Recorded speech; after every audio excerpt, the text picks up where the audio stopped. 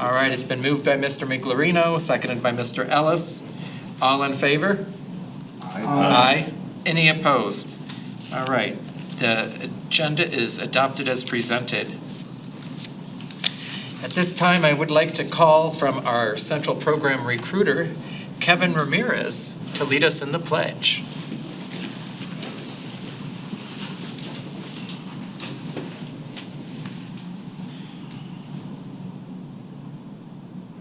I pledge allegiance to the flag of the United States of America and to the republic for which it stands, one nation, under God, indivisible, with liberty and justice for all.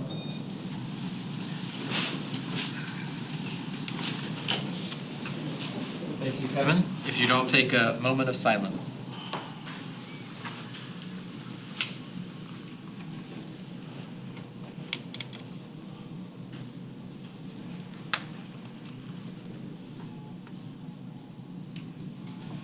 Moving on to item number 5, the minutes of the last meeting. I would entertain a motion for approval or amendment or adjustment. So moved. Second. All right, it's been moved by Mr. Ellis, seconded by Dr. Pingarelli. Any further discussion? Hearing none, I'll call for the question. All in favor of the minutes as presented, say aye. Aye. Any opposed? All right, moving on to current events. We'll start with the superintendent, Mr. Donovan. Thank you, Mr. Chairman. And Mr. Ramirez, you still here? We just left. He's doing orientation for EMT. So you heard that. Mr. Ramirez is new to our staff, but I just wanted to point out to the board that he just was recognized or just completed our coding program in May. So he is one of our own, and now he's joined us to help us recruit students for the future. So I wanted to brag about that a little bit. We are well on our way. As you know, the majority of our program started last Wednesday, so we've been in school a week today. Things are going really well. We've had a very smooth start. There is ongoing concern, and certainly we've already had some teachers diagnosed with COVID. We've had more students calling in with COVID, and those numbers are on the increase. So we will need to continue monitoring that and make some determinations as those things continue to arise. At this time, we've not had to send any entire classes home, but we are monitoring those things. But we're off to a new start, and things are going well. Thank you, Mr. Chairman. All right. Mr. Miglerino, I know you have something. I just wanted to mention that at this year's annual ASBO meeting in Tucson, we had our usual fundraising and scholarship, and we raised $4,500 for scholarships, a record ever. I think it was kind of like people wanted to get out and do. It was really terrific. A gentleman from Arizona Wholesale Floors bought a whole bunch of tickets. It was a 50-50 drawing, cash with half the cash going to scholarships. Well, he passed out tickets to his friends. And Lisa Folsom from the Sutherland Asphalt had the winning ticket. And she donated her half back to the scholarship fund. So Mrs. Baviar, you've got some additional funds to help kids get their cosmetology license, their mechanics license, whatever. And I just want to thank ASBO and all the volunteers that helped me do that. So it was good news. Great, thank you for sharing. Any other board members have anything?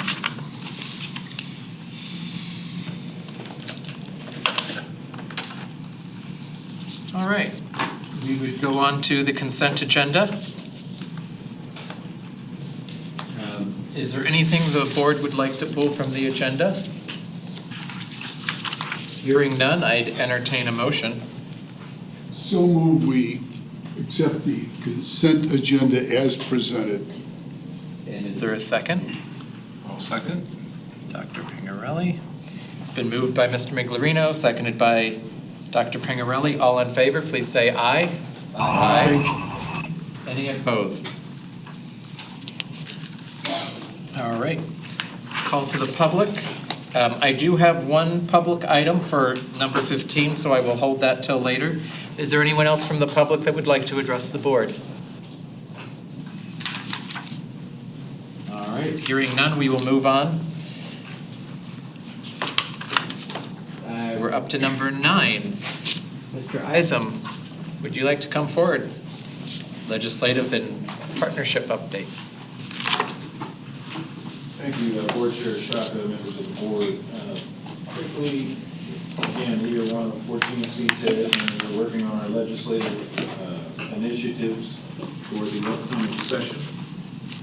Here at West-MEC, we are interested to see 3 items move forward. One is transportation funding. The other is middle school funding, and we are supportive of a discussion on statewide articulation amongst the career and technical education district superintendents.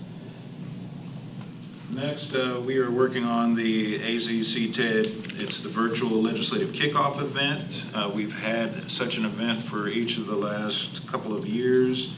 This one again will be virtual and is tentatively scheduled for November 17th.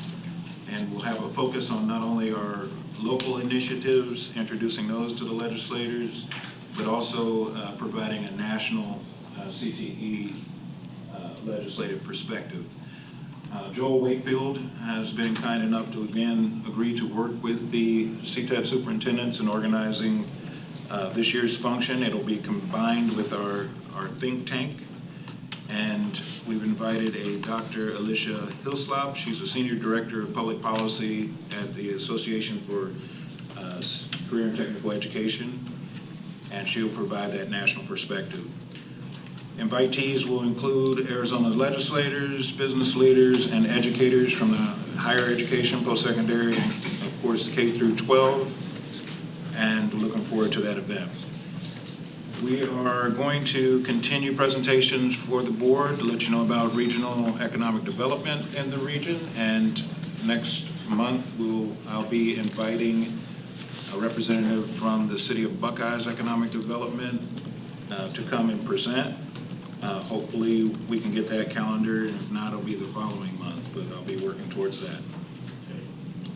In September, the board will, just wanted to let you know that we are continuing our discussions on Northeast Campus internally, and we did have what you could consider our first construction meeting with our design consultant, and we've identified a pathway forward to move this project to the next phase. And next month as well, we want to continue our central campus land acquisition discussion with the John F. Long Family Trust, and we'll have a presentation by the representative there before the board next month. And that concludes my comments. I'm here to answer any questions that you may have. Hearing none, thank you for your time. Thank you, sir. All right. Number 10, Dysart Unified. Mr. Donovan, do you want to introduce?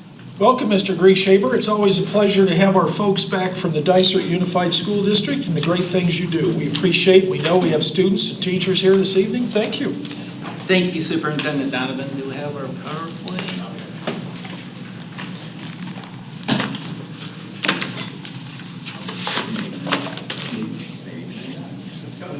All right. There we go.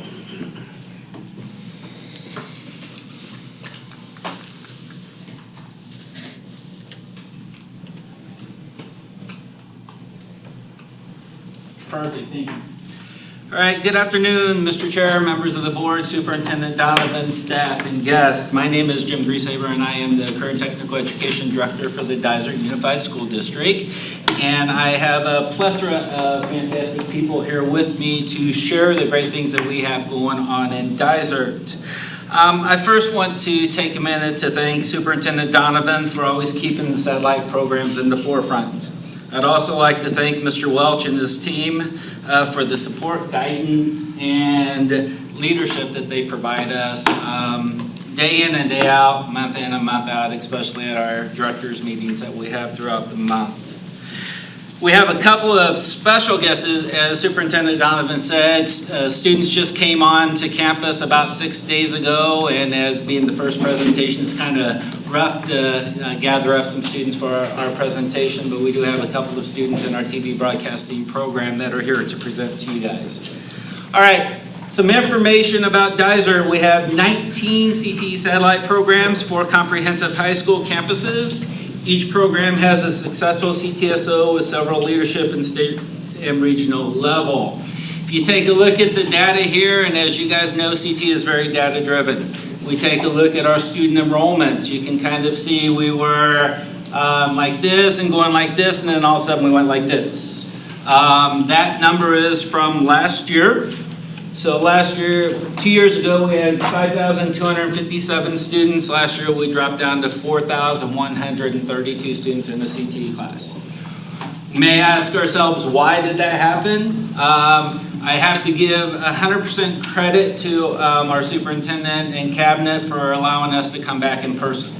When we came back in person, some students came.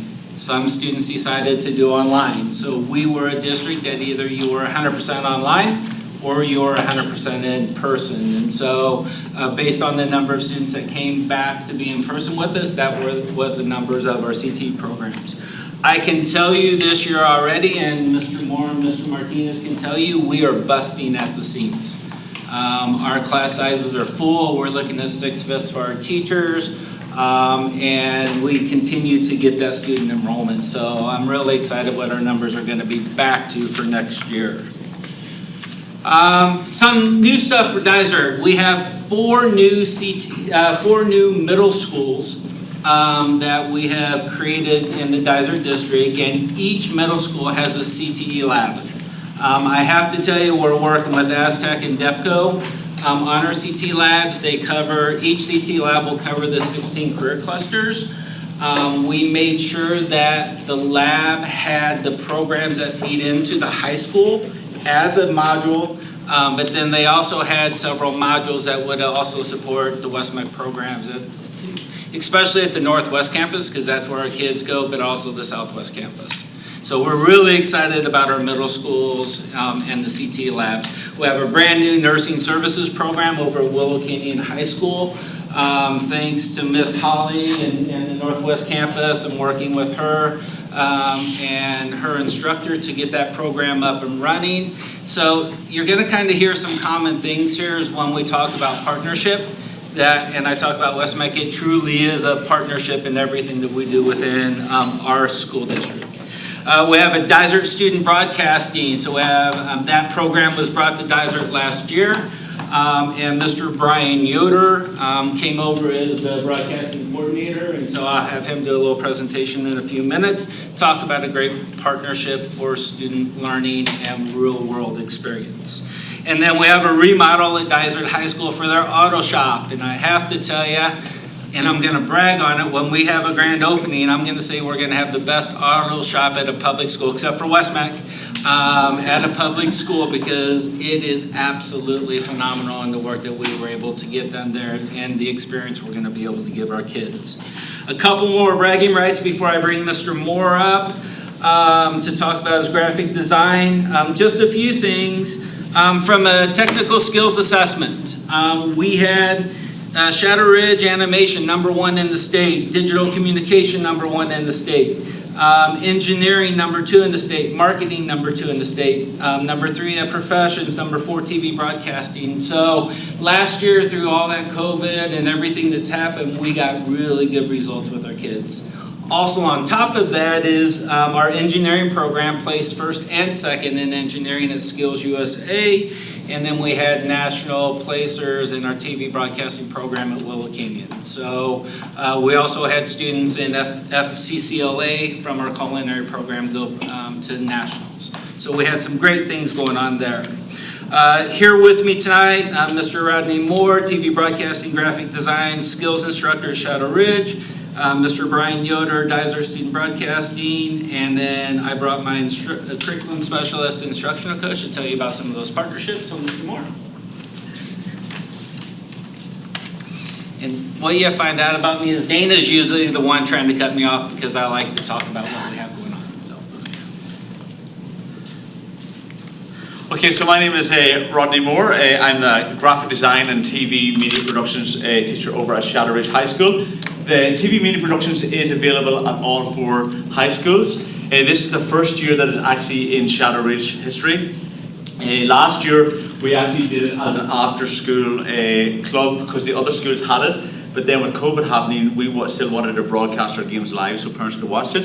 So I knew that I was going to be teaching the class this year. So as a way of getting some kids involved and getting to grow the program, we did it as an after-school activity. And then we actually ended up broadcasting 30 varsity sports last year. We also took part in 8th grade promotions for our feeder schools to promote it with the other schools. And then now we have the middle schools, so we're going to be working in partnership with them.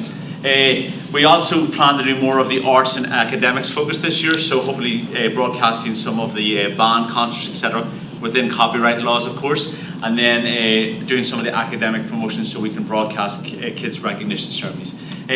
We have been funded by West-MEC for a brand new lab, so I'm excited that we got a brand new iMac lab this year with 32 computers that's used for both TV productions and for graphic design. And then it gives students the opportunity to use industry standard equipment and industry standard software. The plan for this year is now we're going to build this dedicated TV studio in the room next door. So then we're working at that, buying equipment this year, training the kids. So next year we can start doing daily announcements and stuff like that there and outside broadcasts in the local community. For graphic design, this is my 12th year teaching at Shadow Ridge, so I've been there quite a long time, and I do have to thank West-MEC for supporting me with my training when I actually, as you can tell by my accent, I'm not from here. I'm from Ireland originally, so when I first moved over to the United States, West-MEC gave me the opportunity to do PD and get my certification for CTE, so I'm very grateful for that. My program this year we had the second highest number of kids who actually completed the TSA, and we had a 91% pass rate. Again, so we had 56 students complete the program.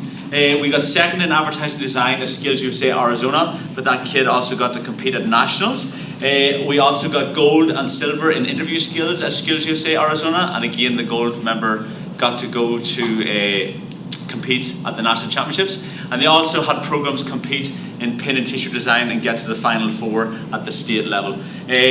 Again, we try to do industry standard software with industry standard equipment and do a lot of partnerships with the local community. I've done work for local businesses, designing shirts, advertisements, promotions, and actually one of my students last year, Micah Fisher, done work for West-MEC with Dr. Clausen. He helped get the documentation ready for the CTSO officer training, so we worked closely with him, so that was one of my past students as well. So I will now hand it on to the next person. Thank you. All right, so next we're going to have Mr. Yoder come up and talk about DSP Live. Always in the back. All right, so I will say is that we stole Brian from Peoria, and we are so glad that we stole Brian from Peoria. So talk about a great partnership with CTE and Dysart Student Broadcasting. So, welcome. Starting route to 13033 South Strait Parkway. So, welcome again. My name is Brian Yoder, coordinator of student broadcast. It was exciting to start our first year here in Dysart, but I think all the credit and the work goes to the teachers here, Mr. Rodney Moore and Mr. Clint Martinez and their students. They've done a great job, and we're excited about where we're going in year 2. But instead of listening to me, let's call the 2 students up here. They can introduce themselves and talk a little bit about what this program's been about.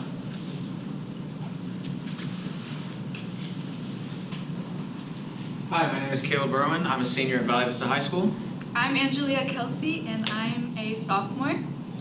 So at Valley Vista alone, we completed over 100 events at Dysart Student Broadcasting. A lot of them were academic, arts, and other events. It has been an incredible experience. We've met more friends than we could ever imagine, and it's been an overall incredible experience just for everyone involved. All 4 schools now, we have this program in, and over all 4 schools we have broadcasted 215 events, and as Caleb said, Valley Vista alone has broadcasted over 100. Currently, we're working on a mobile production studio for our program so that we can shoot on location. Like, for example, at Valley Vista, we shot a show called The Heat Wave, where our contestants ate hot wings, which Mr. Grayshaver was on, did excellent on our first episode. And if that mobile production studio can really help us with on-location filming, this program can do even more than what it did last year. Because of this, it does provide a real-world experience for us students, and we can get hands-on experience with all the equipment that we have for us, as well as experience talking to others and interviewing them. Along with that, we have internships for this program, which have really helped us find other career opportunities and career paths for our future. And now we can watch a video. George, can you play? There's not a video to the link. No, that's not a link. We'll wrap Is it up. on like YouTube or something, where can we? No. But to wrap up, thank you guys for the support for CT, and appreciate the opportunities for the kids. Valley Vista kids, at least these two for sure, are going up to Prescott to the AIAA Hall of Fame, and we'll be shooting the videos for the Hall of Fame inductees for the state, and also producing a broadcast for them statewide. So we're pretty excited about that, us being able to stretch ourselves beyond just Dysart Unified, but into our community as well. And you guys came and did our May meeting. Yes. Yep.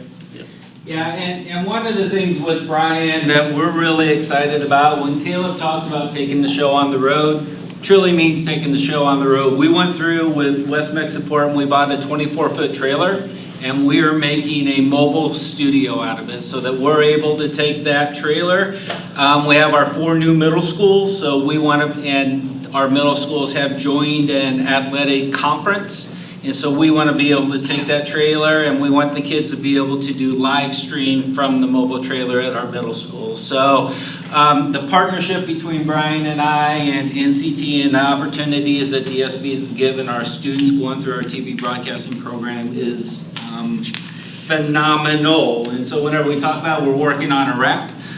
So we're hoping to get that wrap done within the next few weeks before Brian takes it up to the Prescott Resort for the AIA conference up there. Can I ask Caleb what do you plan for your future? So for my future, I plan to apply to a couple of different colleges around the state for their film programs. But I'm really looking forward to Huntington University as a film program, because an entirely film-based school along with animation and graphic design, and it's a passion. How did you get interested in graphic design? Did you come into it from grade school up? I've kind of been into it my whole life. Have you? Yeah. So, Mr. Chair, is Huntington, is that in New Mexico? No, it's in Peoria. Peoria, okay, Peoria. Thank you. I can tell you're really excited about it. Thanks. So Huntington University, Brian has a great partnership with Huntington University over off by the Harkins, right off of Bell Road and P83, located over there. So they come to campuses all the time, the president, and works with our kids. So I do have to give a shout out to our 4 high school teachers, Mr. Martinez and Mr. Moore, and then Miss Allison Tickmeyer and Miss Haley Linderman to get those 215 live broadcasts last year. So excited about that. I'm going to move on because I've talked very much. Thank you, Brian. Next, I just wanted to highlight our auto program. Mr. Woods does wonderful things with our auto program over there. He's really kind of turned his to electric cars. And so this is an electric car kit that kids have put together, but they get to work on their battery ran. Last year he did a fundraiser to where he had 6 cars, and we drove them around our bus loop, and for every lap made around, people donated 10 cents. And so Skills USA was able to make some money that way. This next year, there are several other districts, mainly on the east side, that have this program, and so he's going to invite them over for a little friendly race. So it's going to be pretty exciting, and we'll get some information out to you all about that. Next is our remodel, as I talked about with the remodel at Dysart High School. We expanded the classroom, we added a simulation lab so we can keep our modules up all the time. We added 1,200 square feet of storage in the back. We did the new exhaust system so that cars can be pulled in, the exhaust can be hooked up to, and they can be running and diagnosed while the kids are within the lab. So all of this we couldn't have done without West-MEC support, and we greatly appreciate that. Next, to talk about our middle schools, the DEPCO labs for middle schools. We are using a new career and college readiness platform called Major Clarity. I have to tell you, it's absolutely fantastic. We pushed it down to 5th grade. So we have students working on career and college readiness all the way from 5th grade through 12th grade. We're using this platform for our ECAPs, and so counselors are meeting. Mr. Moore was saying at Shadow Ridge, they have all of our schools have advisory periods at the high school this year, but one day a month you guys are focusing on? Well, yeah, one day a month it's going to be on career exploration. Strictly on career exploration. So we're excited about that. It's a great platform. And then I just wanted to share some of the programs that we're offering with our middle school. So you can kind of see not only our programs, but when you look at home maintenance, robotics, engineering, vet science, flight transportation, 4-stroke engine, building constructions, biotech, CNC, dental practices. Directly related to programs that we have within our high schools and within what West-MEC offers our kids. Yes. All right, I am going to turn this next over to Dana Hess, who's our curriculum specialist instructional coach. Hi. So my role is to work with the teachers with the instruction portion. And as Jim mentioned earlier about the partnership with West-MEC, West-MEC has allowed the teachers to take classes when they're coming straight from industry. They're learning the vocabulary, they're learning the different skills, different strategies, and West-MEC has been instrumental in helping them to get that provisional certificate over to a standard certificate. Professional development they provide for our teachers. Even myself, I've taken all the classes, as many as I can, especially when there's new ones that are offered. I take those because I learn so much from those particular classes. And then guidance for me, again, keeping me up to date with the best practices, so helping me support my teachers as best as I can in the classroom so that they can be their best for the students and provide them the most real life experiences both inside the classroom and obviously in those labs. So I like, in my last presentations, I like to bring some other folks other than teachers and students necessarily because there's a ton of other supports that West-MEC provides us, that our counselors, our teachers, that you all may not necessarily hear about all the time. So with that, that is our presentation from Dysart. We're excited. You know, we have a great year going on and looking to punch forward. So I'll scan for any questions. Okay. Thanks. Awesome. I'm curious, a little maybe kind of personal curiosity as much. You've got all those students working interns and stuff. What system does Dysart use to track those hours? Do you guys have a system, or are you just scratching it out on a piece of paper and turning it in? Scratching it out on a piece of paper. We've been working on that system for years, and it seems like because it's all about manpower. And so I'm fortunate that the principals on each high school campus pick up a section of internship. So they actually pay for the teacher to run that section and oversee our students that are in the internship program. So they do it all. We use our platform Schoology, and so they do a ton of our LMS through Schoology. Okay, thank you. Mr. Miglorino. I just wanted to give a shout out to the young folks that came up to the podium regarding the broadcasting. You know, you guys practiced that. He spoke, the minute he hit the last word, she was right there. So that just shows how much they cared. And like Mrs. Wiley said, the enthusiasm came across. And if it's any good to you, I happened to have a grandson that went through Peoria, and he's now works for CBS Survivor for the last 5 or 6 years. after he went to the Walter Cronkite School. So keep up the good work, keep up the enthusiasm, be creative, think outside the loop, and thanks for being here tonight. Thank you. Thank you.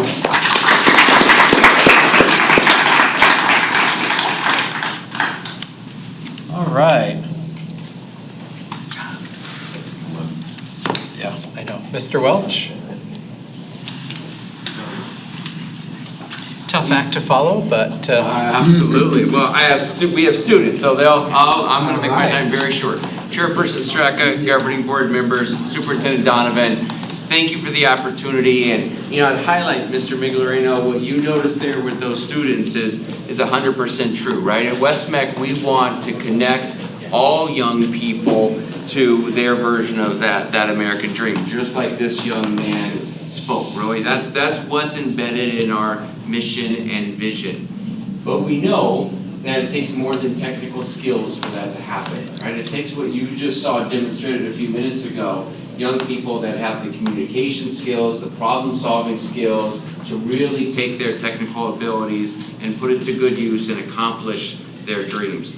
We do that formally in CTE, or in career and technical education, through CTSOs, right? It's how we purposefully develop leadership in young people. It's how we train them in the soft skills, the professional skills, the communication, problem solving, teamwork, etc. So this evening, we want to just talk to you a little bit about that, as well as celebrate the achievements last year. So you have a report which really kind of details some of those achievements, both at the central level and the satellite level. But to kind of put some more words and pictures to those achievements, I want to introduce Mr. Jared Guy, who's going to introduce one of our advisors and some of our students last year that really made this happen. As you'll remember, Jared Guy, who was our principal with the Southwest campus, is currently our administrator for teaching and learning, works directly with our campuses, supporting all the good work that we're talking about this evening. So with that, I'm going to turn it over to Jared, who will go from here. Thank you, Chairman Straka, members of the board, Superintendent Donovan. Thanks again for the opportunity to celebrate the success of our CTSOs, both in our satellite and our central programs. And before, my remarks are going to be very brief because I want to introduce our teacher and our student we have here. But I just wanted to highlight that the report and all the celebrations of our state and national winners that you have in your packet tonight. I just want to put that lens of what we went through last year with COVID and give you an understanding of the challenges that our teachers had to go through to make sure that our students still have these leadership opportunities. So many of those competitions and those celebrations that you see there were through online opportunities, getting very creative, filming competitions, submitting those competitions with all kinds of crazy requirements at all hours of the day and night to make these happen for students. So our teachers in our central and satellite programs didn't allow those challenges to set back these opportunities and leadership experiences for our students.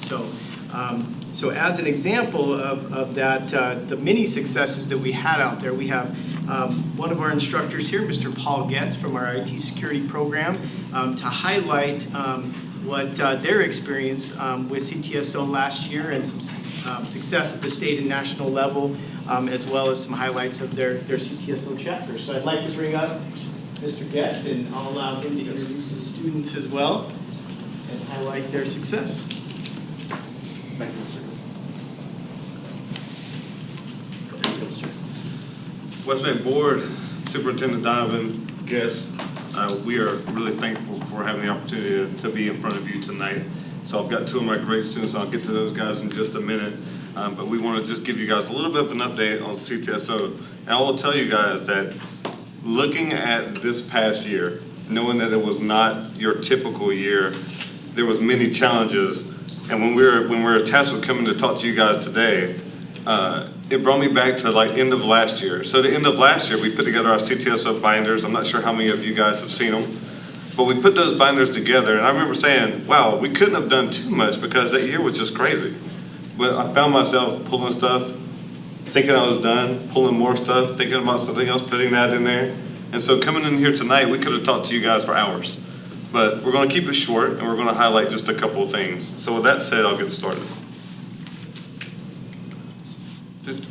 So a little bit of a program update. So we had over 30 students who participated in CTSO this past season.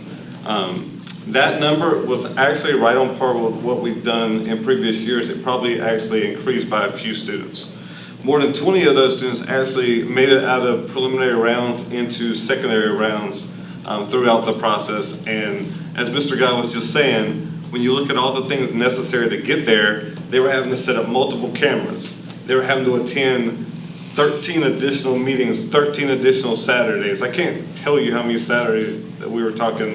And these guys know we have communication around the clock. We use things like Google Hangouts. We use Cisco WebEx. My students know that we treat school as a business. There's no such thing as an 8 to 5. So if I think of something at 6:30 at night, I send a message. You don't have to respond right away, but I usually do. So with that said, I sent these guys many messages after hours, and they were willing, able, without hesitation to respond. So 4 students received gold medals at the state championships. Right here beside me are 2 of those individuals who I'll introduce in a minute. And there was 2 more people on their team that also received those gold medals. We also had 2 students that received silver and 2 students that received bronze. All 4 of those were in cybersecurity. We were disappointed we didn't take first. We did win a national championship a few years ago in cybersecurity, and so these guys are going to help us get back there. So this year, in addition to all those students participating in CTSO, we also stepped out of the box and we decided to do things that were outside of the IT comfort zone. And so the first one that we're going to talk about that we really want to highlight tonight is entrepreneurship. So that is an area that we were always scared to death, because if you look at the requirements, you would run from it. So there's lots of other things involved that we typically don't do. So these gentlemen took it upon themselves and came up with a great idea. And the great idea, which I'll let them explain more, was to think of a project that we could do that would actually have value. What is something that we could do for a project that we could implement on our campus? And so I'm not going to spoil it for you. I'm going to let them tell you about the project, but just keep that in mind. Another big thing that we wanted to focus on the last couple of years was work-based learning. So because of personal identifiable information and things like that, it's hard for our students to get part-time jobs or full-time employment until they're 18 years old. So we constantly have to think about what can we do to up their resume to get them in a position to succeed. And work-based learning is really how we accomplish that. And what we do is we attend many competitions, and many of those before students even have the skills to be successful. And just a few of those that we'll highlight: Cyber Patriot. We've done Cyber Patriot since the first year that I was an instructor here at West-MEC. National Cyber League was brand new, so we implemented National Cyber League in a COVID year when we had never done it in the past, and that was just one of many examples like that. Midnight Sun, a competition sponsored by FCA that allows students to compete internationally with people from Russia, China, North Korea, you name it. ASU Cyber Challenge. We actually skipped the Cyber Challenge because it coincided with Midnight Sun, but it's on the calendar to resume this season. It was the first year we didn't do so. And then we have the nice Cyber Security Challenge and Skills USA to wrap those out. So now moving on to the students. First on my right is Mr. Lopez. So Mr. Lopez is a second-year West-MEC IT security student. He attends Buckeye Union High School before he comes to us in the evening. It was actually his first year participating in Skills USA. The first year he wasn't, or that was his first year, so he had no previous experience like at his home high school. On my left is Mr. Caranta. So Joseph also is a second-year IT security student. He attends Tonopah Valley High School. This was his second year participating in Skills USA, and he also does construction in his CTE program at his home high school. So without further ado, I am going to turn it over to these guys, and they have it all worked out on who's going to go in. So gentlemen, you'll just hit the right button to go forward. Before I start, thank you guys for the opportunity of being here today. And in this picture, this shows before we started the competition, and we had no idea who it was, so we were just chilling there. Then on this, that was after. We were all happy because we won gold. Some other people in our program from other years got bronze and silver, and we were pretty happy. It's my first time being there. I feel pretty successful actually doing it. And this was me, the first year, building a PC. And on the right is the other year, fixing up a MacBook from another teacher at West-MEC. Okay, so on your left we have Robert, and he's very successful. He's has 10 industry certifications. On the right we attended a event that was it was like it's CactusCon. It's like a really big hacker presentation they presented there, and they showed us a little bit on like how to hack and all that other stuff. And then this is also a community event.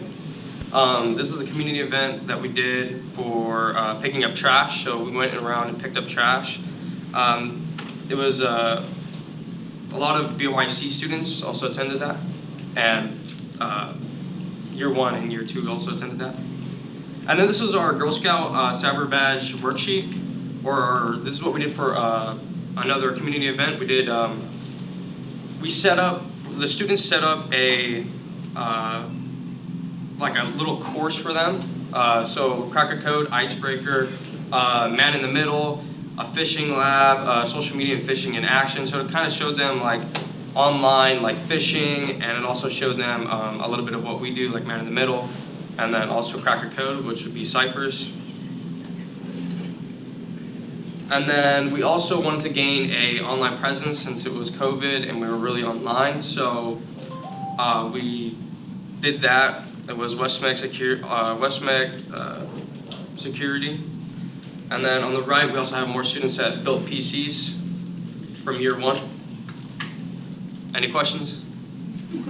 So you left out the most important piece. Could you guys talk a little bit about the entrepreneurship process? Oh yeah, of course. My bad. Okay, so I know this is what you guys want to hear. So we did entrepreneurship, and we got, I think it was 5th place? 5th place nationally out of, I think it was 48 submissions. 48 submissions, yeah. So for the entrepreneurship, what we did was we pretty much set a whole like plan out. So we wrote a whole plan out, and then it was like 60 or 45 pages. I think it was 45, and it went through and it showed you guys the whole plan, like what we're gonna do, what money is gonna go where, how our business is gonna attain money, how we're gonna be a successful business, and keep it running. What was your make-believe business? It was IT security, so it matched up with the program. So it was like we would fix computers, we would do services, just a lot of stuff around IT. But it was an IT business. How many kids were in it? Well, we had 4. 4. Yeah, but what we're looking forward to is for students to come and join. So we'll attain more workers, or students that would work in the student-run business. So in your IT security business plan, is there a part where you work on attacking your competitors? So like if you take them down, then you're the only one there? Is that a thing? Yeah, so actually, I mean, we're starting out, you know what I mean? We don't want any enemies, but, so we are out pretty far from a lot of other stores, a lot of other like IT places. And so that would give us a really like big edge on the IT type repairing and all Because of those. your location. Yeah, location is it's definitely a big part. And are you going to go into that as a career? Or you don't know? I'm looking, well, for a career, you never know, you know what I mean? You never know. So right now I'm gonna like work into it, and I'm gonna participate in it, and build the business up more and really make it into like a solid structure. So definitely. Are you going to go on with the IT? Well, for me, I want to go to college, to GCU for computer science, and just keep continuing my resume, getting certifications, and just working my way up, basically, yeah. Great. Great job. So guys, I'm having trouble with one of my emails. I just wanted to congratulate you on winning the award. There's nothing in life quite as fulfilling as accomplishment. And I love the focus on business and entrepreneurship because I'm a business owner myself, and I didn't learn any of it in school. And I had a lot of costly mistakes in the beginning. So I love the focus on that. Thank you very much. Thank you. So real quick, just to wrap up, because they're too nice, right? So none of what they said like highlights how much work went into it. What they didn't tell you is that I made them scope out our building, I made them acquire space, I made them design and help do CAD drawings of facilities and the work that went behind it. And we submitted those to a contract over the summer that started the implementation of the data center that actually has to support this whole project. In addition, this year, we're actually building out more space to actually implement where the work is going to take place. And so our goal is the second half of this semester, we would kick this thing off live, pursuant upon the fact that we have all the accounting software, we've got all the paperwork, submitted with West-MEC, we've got everything in place that we need. But they're actually building the tier system on who does the work, who's a tier 1, a tier 2, a tier 3, all based on certification. So not only we have the business that we're going to be starting, we've got the incentive for students to participate by having to go out and attain that credential, which in the long run for us, the long run is what it's all about. Yes, we need it to divvy them up to have them do the work, but it's really a longer thing. It's me making sure that when they leave, they're well positioned, no matter if they want to go straight to the industry or go to a post-secondary institution. But with that said, guys, we want to wrap up. We want to thank you guys again for letting us come here tonight. Happy for these guys to answer any remaining questions, but with that, we'll move it on. Thank you. Great teacher. Thank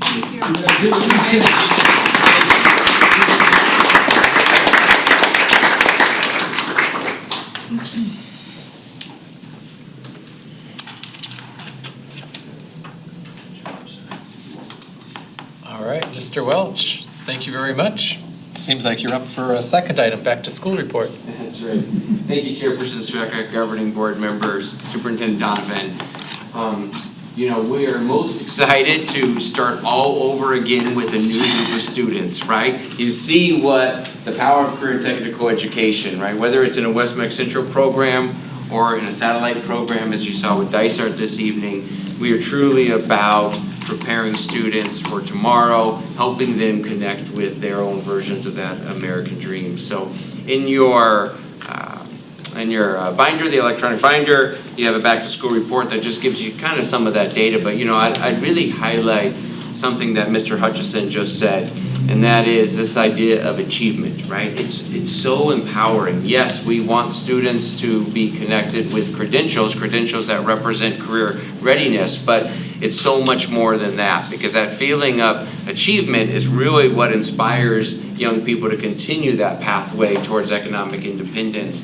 So we're very, very much about connecting young people with these industry-recognized credentials and working closely with advisory councils to make sure the credentials we're connecting young people with truly do represent and are meaningful in industry. You'll see in that last year, 96% of our students earned an industry-recognized credential, up from the previous year. So we continue to really hold that as a mantra because we believe so much in this idea of success leading to success and the empowering idea of achievement, as Mr. Hutchison highlighted. What happens with these students, and you heard them talk, none of that is by accident. It's very purposeful at West-MEC and in career and technical education. But specifically to West-MEC, we hold these core learning values dear. Where you saw this evening, teachers truly do make the difference. Investing in our teachers, having purposeful PD for our teachers really is what allows our teachers to be as successful as they are. But that starts with this whole idea that we truly believe all students can learn. We believe that students come to us with a dream and we can provide them with the skills and the ability to achieve those dreams. And we do that by setting high expectations in the classroom. You heard that this evening with Mr. Getz talking about his expectations for young people, and then building in this incremental achievement, allowing them to experience success so that drives them to further success and fuels that dream.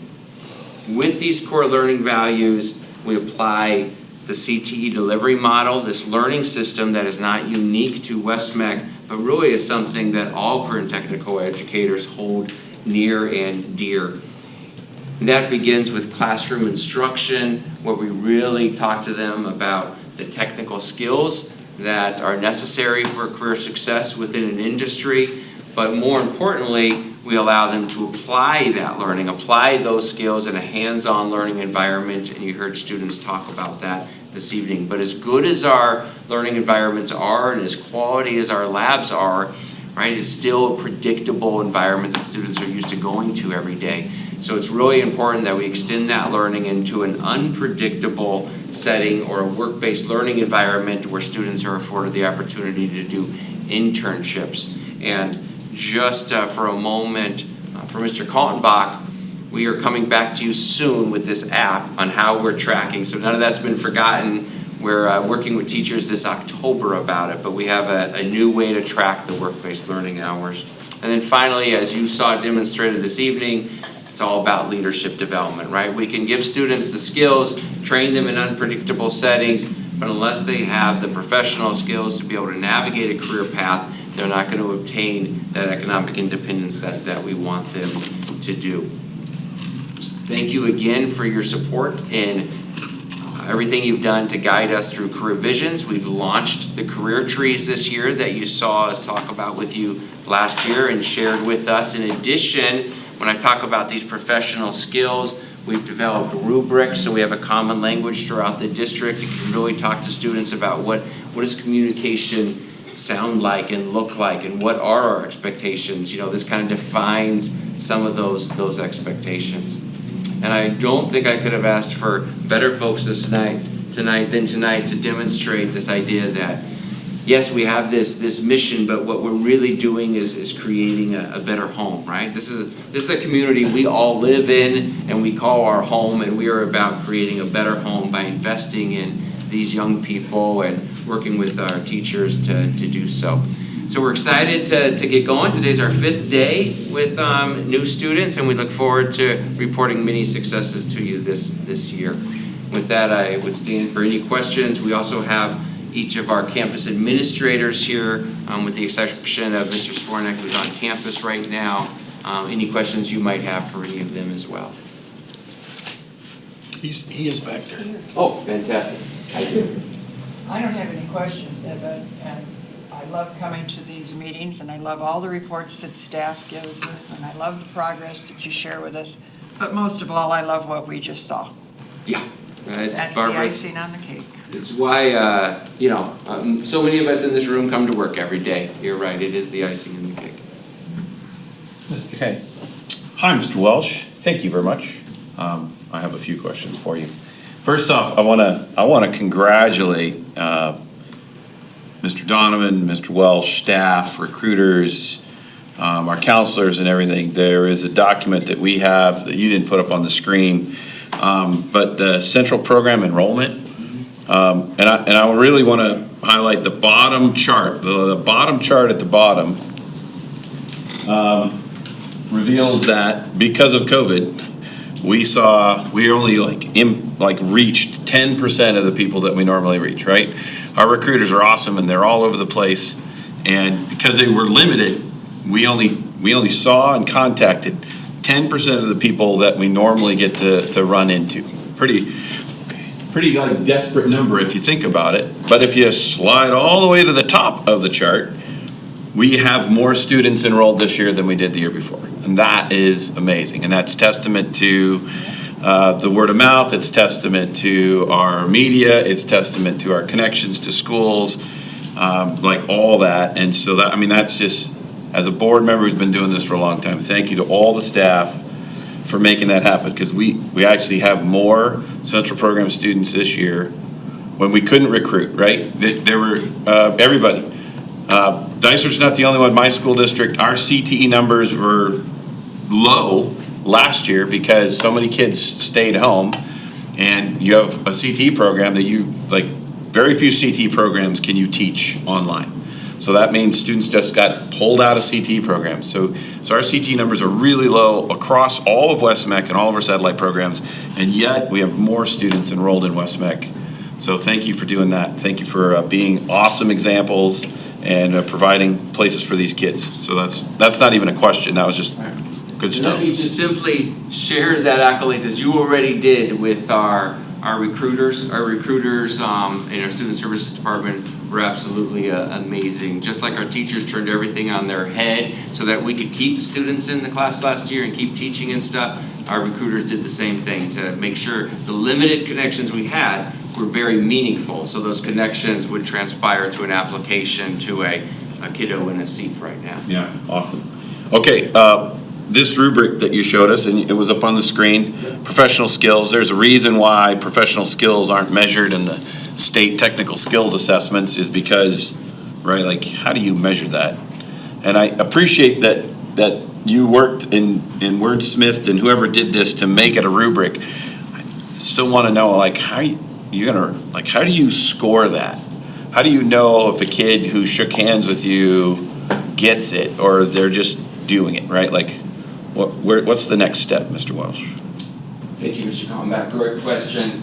We are working on that step now.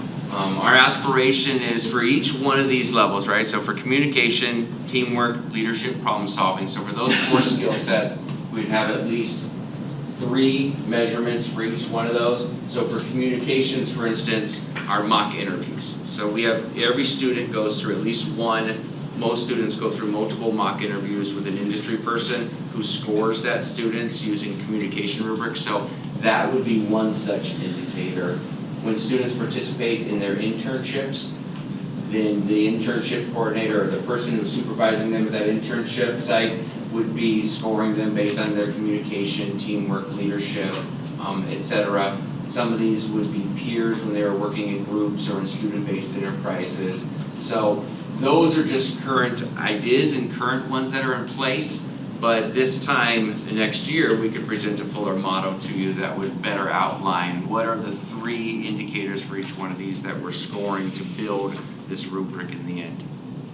And it will someday, I'm not going to promise the beginning of next year, maybe the beginning of the following year, it will be built into the mobile app that we're talking about too. So this will be dynamic and students will have this and can share it with, you know, job sites and internship folks and their parents and all those good people. Thank you. Thank you. Mr. Hutchison? Not a question, just a comment, and this is for everybody on the team. It seems like we had a really smooth rollout the first week of school. I didn't get a single frustrated email from any parents or anybody. So, and I communicate with a lot of board members in most of the districts around the valley, and they've had a rough road the last week. A lot of new stuff happening, and I think we really shined this week with our opening. And just as a side note, how great were those kids at public speaking? If I would have stood up there as 15, 16, I would have been shaking and stuttering. So, well done. That's true. Thank you, Mr. Hutchison. Yeah, much credit to our campus administrators and teachers who have just been amazing. I was just going to piggyback. I was going to shoot you an email and ask you the question, but since Mr. Kaltenbach brought it up, on the enrollment numbers, I was specifically looking at member districts and then graduated, and that really, those two seem to be a wash and kind of offset each other, 50 up and 50 down. What really caught my eye was, charter schools have gone up and homeschool has gone up. We seem to be penetrating that market, which has always, I remember years where we had like 2. Yeah. So what's changed? Tell me about the strategy. I'm just curious what's driving that, and are we going to go out more because that seems to be the driving force? Yeah, Chairperson Struck, I think, there is always questions you hope someone's going to ask, and this is one of those questions. Absolutely. Our recruiters have really the last couple years really dived in more intentionally with our charter schools and our homeschool markets. As a matter of fact, our recruiters, again this year, attended the homeschool conference, had a booth, were there the whole time, really engaged, started engaging with some of the parent networks and building up word of mouth. Largely with those markets, it's word of mouth that's so much more powerful than anything else. So just being present and engaging with those audiences, but you may remember Maya, our lead recruiter, presented a little bit last spring and talked about even further plans to do more with this market. But it's a passion area. Marilyn, who's here tonight, and our recruiters. So I anticipate you'll continue to see those numbers grow. Thanks. Anything else? Thank you. Thank you, Mr. Welch. All right, moving on.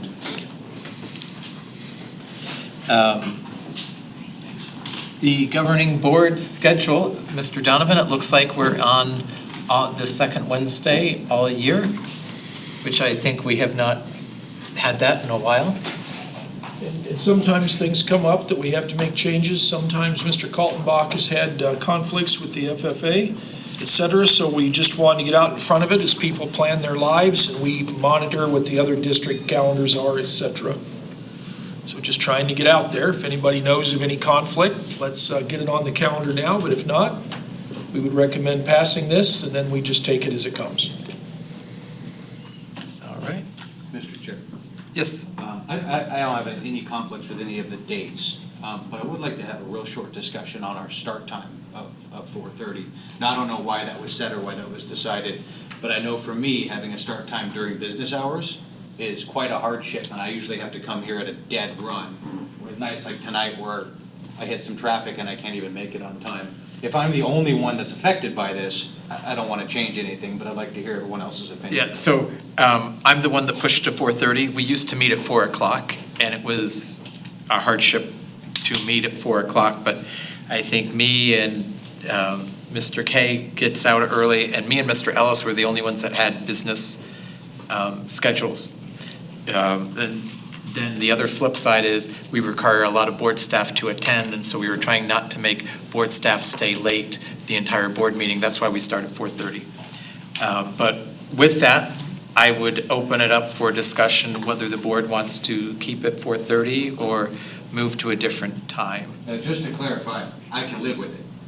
Okay. But if it's a hardship on other people, maybe that warrants a discussion. But if it's only me, I can get here. Well, it also goes the other way. You remember when we started earlier, for those of us who drive, the 101 is kind of full by 4. If you could leave at 3, we started at 4. But the later you leave, the more traffic you're going to get into. So I'm not sure if we went to 5, it would be helpful. You just wind up with more traffic. Yeah, most And then the schools, staff. in my experience, start at like 6. So I was wondering, maybe CTEs are a little bit different, but I don't want to keep staff here till 8:30, 9 at night either, after they've had a long day. But if everyone else, if 4:30 works for everybody else, I'm good with that. Dr. Pingarelli. Yeah, Mr. Chair. 4:30 is usually okay for me. We've handled it, because I have to secure a ride.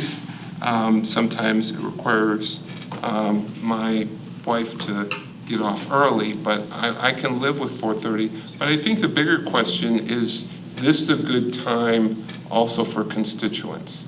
That's the key question. I mean, if that is really the fundamental question, will we draw more? So if starting at 4:30 it limits people. Well, it's at 4:30. I don't want to come, and we want to make. I do understand that we have everything online, but if we would consider anything, I would consider 5 o'clock. The dates are all fine to me, but that's my 2 cents. But I can live with it. It doesn't sound to me like we have a bunch of people that want to change the time, so I'm not going to make a motion on it. Okay. So I entertain a motion to have the board meetings at 4:30 for the dates presented, if anyone wants to. Second. I don't like it. I guess I made the motion. And it was seconded by Mr. Miglerino. Any other discussion? Hearing none, I'll call for the question. All in favor, please say aye. Aye. Any opposed? I do know, just as a side note, there was one district that was meeting at like 11 o'clock or something in the middle of the day years ago. I can't remember who it was. Do you remember that? We have 11. Cochise Technology District still meets at 9 a.m. And there's a few around the state that meet at other times. Well, and there are some districts that meet at 6, 7 at night, but that's a hardship. We're a different district. Our people come from all over. So, if their day is over and they gotta drive back home to come back at 7. Plus, we have a lot of our staff that does come to the meeting. I think that's wonderful. All right, so that moves on. Item number 15. 14, I'm sorry. My favorite topic. Yeah. Board book. Thank you. So we spent the last 3 months testing the electronic version, not having paper copies. Feedback? I prefer paper. I prefer paper. Why don't you just leave it up to whatever they want? If you want to save paper, save paper. With all the things that I've got in my life, I got by, I'll get by. But, why force it on everybody? Frank, I'll say that I do miss the books. Yes. I would simply add to the comment that I can't use paper because of my disability, but the number one fan of paper and our board book is Representative Pingarelli. She thinks it's the best thing since apple pie. So, and she thinks the professionalism of the board book is just on point. So I'm just going to make that comment that the staff does a wonderful job with the paper version. They do. That'd be Ms. Markham and I think Ms. Abby. Put it together well. So I would leave it that if you would like the paper copy, please contact Ms. Markham. Thank you. Ms. Markham. From now on, I'd like a paper copy. Ms. Markham. Me too, please. I'm good with this. Well, I still need this on the day. You can't have it. On the day. On the day. Yeah. Here, like that. But I can live with the digital. All right. And I think Mr. Dr. Pingarelli needs paper, not for himself, but for, but for the fan club at his home. You have a fan club in our household, so but I will stick with, I'm starting to become very comfortable with board docs. Okay. So. All right, moving on to item number 15. I have one comment from the public, so I will call on Ms. Diane Douglas to present her discussion. And as in the past, you have a 3-minute limit. Chairman Straka, board members, I'm Diane Douglas. I had the honor and privilege of serving as Arizona Superintendent of Public Instruction. Before that, I had the honor of serving 2 terms on the Peoria Unified School District Governing Board, 2 years as board president. I have several rhetorical questions for you as one former elected governing board member to you, the elected representatives of the West-MEC constituency. My first question for you to ponder as you have this discussion tonight, whom does ASBA truly serve? ASBA is supposed to be an organization that helps, advises, trains elected officials in their governance roles. However, for as long as I have been aware, ASBA executive directors are former district superintendents. No disrespect intended, but the current executive director and her predecessor are also former superintendents, but hired from out of state with no experience with AZ schools, statutes, or elected positions. With which side are former superintendents truly empathetic? Whose roles do they truly understand? Oh, there's an executive committee of elected governing board members. Yes, they serve 1-year terms, and they are, on average, by ASBA 990s, they serve about 3 hours a week. With 19 ASBA employees, ask yourselves, could the tail be wagging the dog? Have you ever wondered why superintendents and district staff so overwhelmingly attend and participate in ASBA conferences, events, trainings intended for elected officials? I know I always did when I was on the board. Is ASBA truly training elected officials in the governance role or to go along arguably to get along with administration rather than their constituents. ASBA once conducted 2 law conferences, spring and the fall, vital training for school board members. It was dropped, can't tell, they said 7 years ago, recently I just saw 2018, for an equity conference. Should ASBA be training board members on state and federal education law, or mandating a specific policy and curricula philosophy for all member districts? ASBA also offers a superintendent search service. They have very close relationships that they maintain with superintendents. So before signing on, I think a board should ask, who does this service serve? Is it mostly helping retired or retiring superintendents finding a district in which to double dip? I know of at least one district whose board members I think would say it served that employee far better than that person served the district, its students, or the taxpayers. As you have this discussion, ask yourself, is ASBA truly serving elected officials or hired administrators? Does ASBA serve the, can I finish my last sentence, please? Please finish. Does ASBA serve the board members or just another cog in the Arizona education industrial complex? Sir, thank you for your indulgence. Thank you. Thank you for your attendance. All right. Next, I would like to call on Dr. Erb. I know you've presented some information in the board book. If you'd like to review that with us. Okay, I'm just going to give you a quick summary. Hopefully all of you have had an opportunity to review it. Chairman Straker, members of the governing board, this agenda item gives you this opportunity tonight from our discussion 2 months ago to consider our continuation with ASBA and with the policy services. So with that in your packet, I shared with you the number of organizations that use the policy bridge and that are members of ASBA.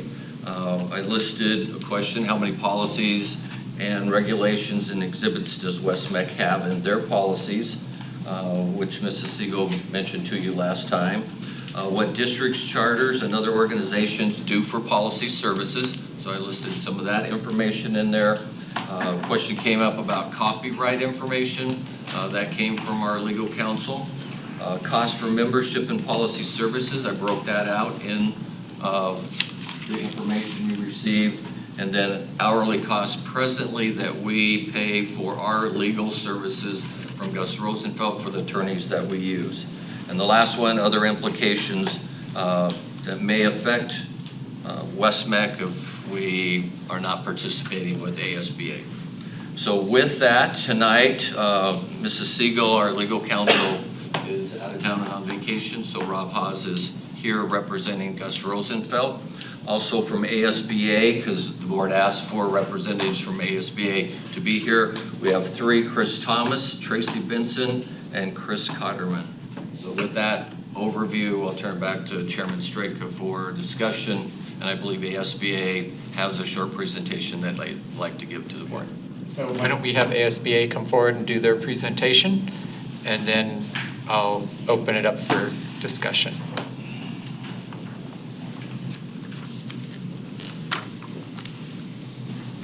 Hi, good evening, President of the board, members of the board, Superintendent, and members of staff who are here today.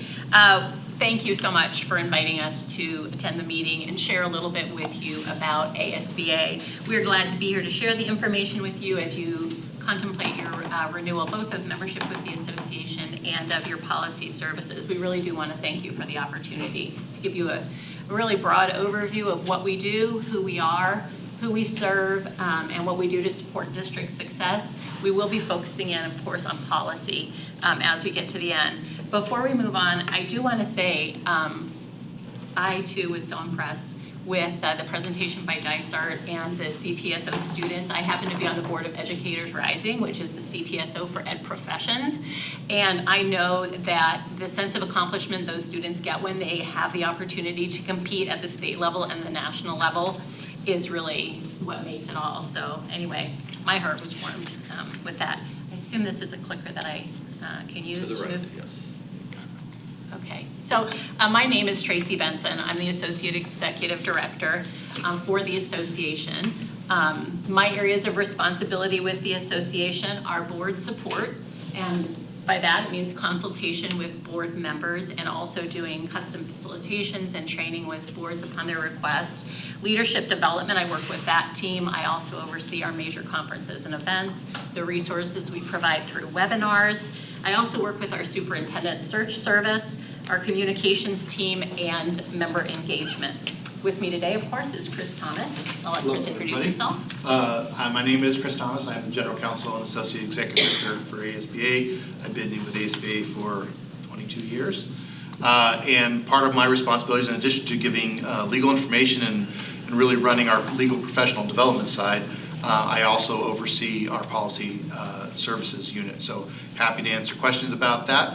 Before I do that, I just want to say, as a mode of personal privilege, I am a CTA graduate myself. I attended Moon Valley High School back in the day and the Glendale Union High School District, and would have attended West-MEC if it existed at that time, and have always been a big believer in CTE.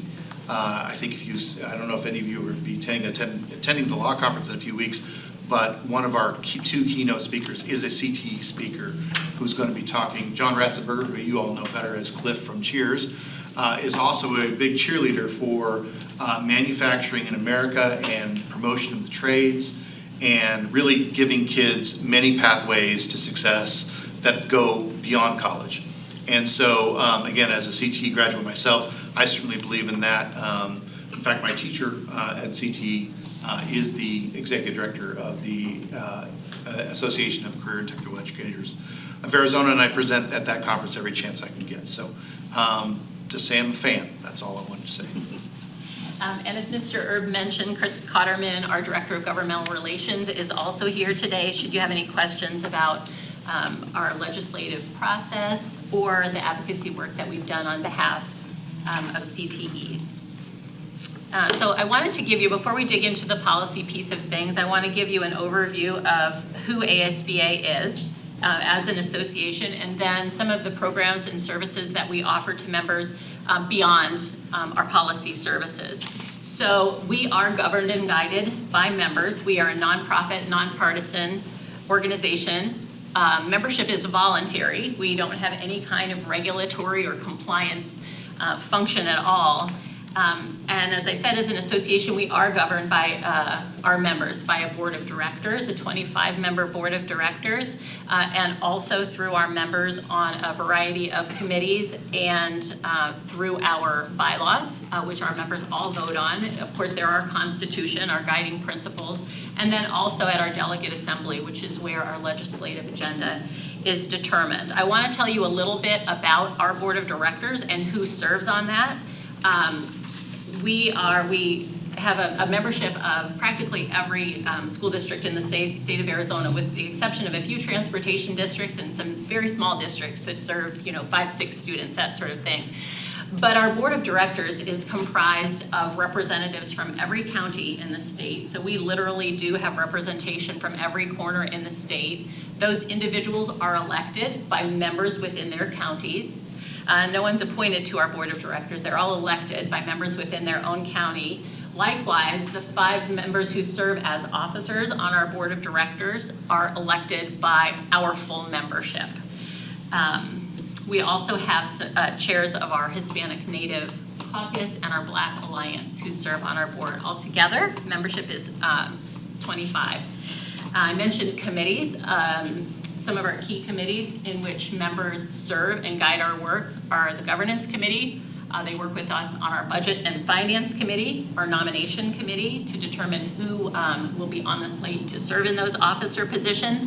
And then, of course, the one a lot of people are very familiar with is our Legislative Committee. That's probably one of our most high-profile committees, and they are sort of the midpoint in our political agenda process. And I'm just going to give you a little glimpse into that because, again, that is absolutely driven and guided by our members.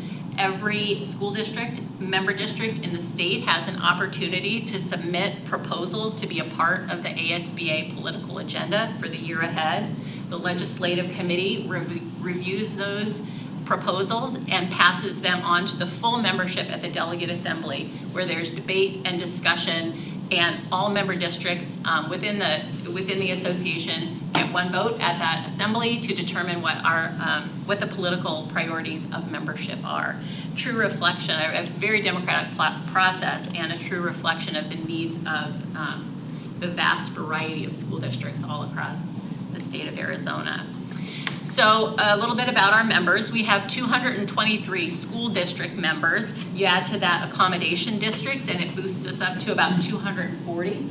We also have a group of members that are called associate members, and that includes charter schools and a number of community colleges. They are non-voting members in the association. It's only the school districts who are voting members within the association. Altogether, that means we represent and serve about 1,100 school board members across the state. And those 1,100 school board members are in service to the 1 million students in the state of Arizona. We have a staff of 19. And every day, that staff of 19 is focused on our mission of cultivating excellence in locally governed school districts. Our staff comes from a wide variety of backgrounds, from legal staff and attorneys to communications professionals to, actually we have 2 school board members who are on our staff, currently serving school board members, who work directly with school districts and school boards and really work to develop a lot of our content. So it's created by school board members for school board members. So what do we do? What does that staff of 19 do? Well, you can see up on your screens here 4 of the key areas that we work within. We provide resources, information, and leadership development. That's one of our core functions. That includes the workshops, conferences, and events that we do. Last year, we had 4,000 registrations for our events. We produced more than 80 hours of content for governing board members to help them in everything from leadership and governance skills to education issues that are critical to making decisions here at your board tables. Some of the other resources that we provide are, for example, an open meeting law handbook, a board president handbook, a school board operations handbook. We do salary surveys, statewide salary surveys that help school districts determine what the salaries for their teachers and administrators should be. We do a statewide superintendent salary survey that should a district be hiring a superintendent or a board be hiring a superintendent or negotiating a salary, they have some comparative information. All of those things are services that are for ASBA members only. In the area of advocacy, we represent and advocate for the varied needs of our membership. And it is varied because we do represent boards in every part of the state. And all different kinds of boards. Every CTED board in the state is a member. That's one kind of member. USDs, Union High School districts, elementary districts, from the very tiniest districts to the biggest school districts in the state. Rural, remote, urban, suburban. There are a lot of varied interests. We also provide products and services that support district success. Some of those include our employee handbook service, our superintendent search service, and of course, our policy services. We also, just this month, actually, are launching a new tool that we've developed in collaboration with the Superintendent's Association. It is a superintendent evaluation tool that was designed by school board members to assist in this important function of evaluating the superintendent, who of course is your one employee. With that, I'm going to pause before I turn it over to Chris to talk about policy to see if you have any questions about what I've covered so far. Questions from the board? Mr. Chair, I have several, but I'll wait till we hear from the speakers. Okay, all right. All right, policy services. Kind of give you an overview of what we do in terms of model policy. We have had this service that actually grew out of the fact that so many districts were hiring individual lawyers and to develop their policies, and it wasn't very efficient. And because of that, back in the mid-'80s, when ASBA was a very small association, I think we had 4 employees back then. We started a policy services unit, and at first it was all on paper. Eventually it got more and more sophisticated and became online. And what it is we provide we take all of the statutes, all the laws, all the regulations, all the federal law, all the court cases, all the interpretations that we've gotten in terms of regulatory guidance along the way, and we put them in the form of model policies for you to consider adopting. It is a subscription-based service. It's a license-based service. So you all take what we have produced, you look at it, and this is what you need to comply with the law. We do not embellish in terms of any kind of, any kind of directive about what we think you ought to do. That's not our place, okay? The state legislature sets policy for us. We tell you, for the state, and we put in place model policies that put you into compliance. What you want to add to that, perhaps even what you want to subtract from that, is up to you. Now, what we would do in that instance is we would involve some sort of consultation. If we think that brought you out of compliance, we'd be suggesting to you that you ought to speak specifically to your lawyer so that you're not incurring any additional liability. But it's basically a service to serve our members and to save them money, because by doing it in the aggregate, we're able to, with a few people on a model policy basis, provide policies to all districts in the state. And what's interesting is that, our policy services, as you all know, and you're talking about today, it is an add-on service. So it doesn't come with your membership. It's a subscription-based service. And that originally was because we had so few of them, and then it grew and grew and grew. And now it has become an integral part of who we are, and is, all the districts in this state belong to our policy services by choice. So we do, we basically, on an ongoing basis, we are monitoring legislation in real time. We work closely with our government relations department. Oftentimes we will have a legislator, we will hear through our GR folks that, hey, they want to introduce a bill about dyslexia, but they want to know what districts are doing in this area. And we'll pull the policies and we'll say, there are 6 districts that do this, and then there's 10 districts that do that.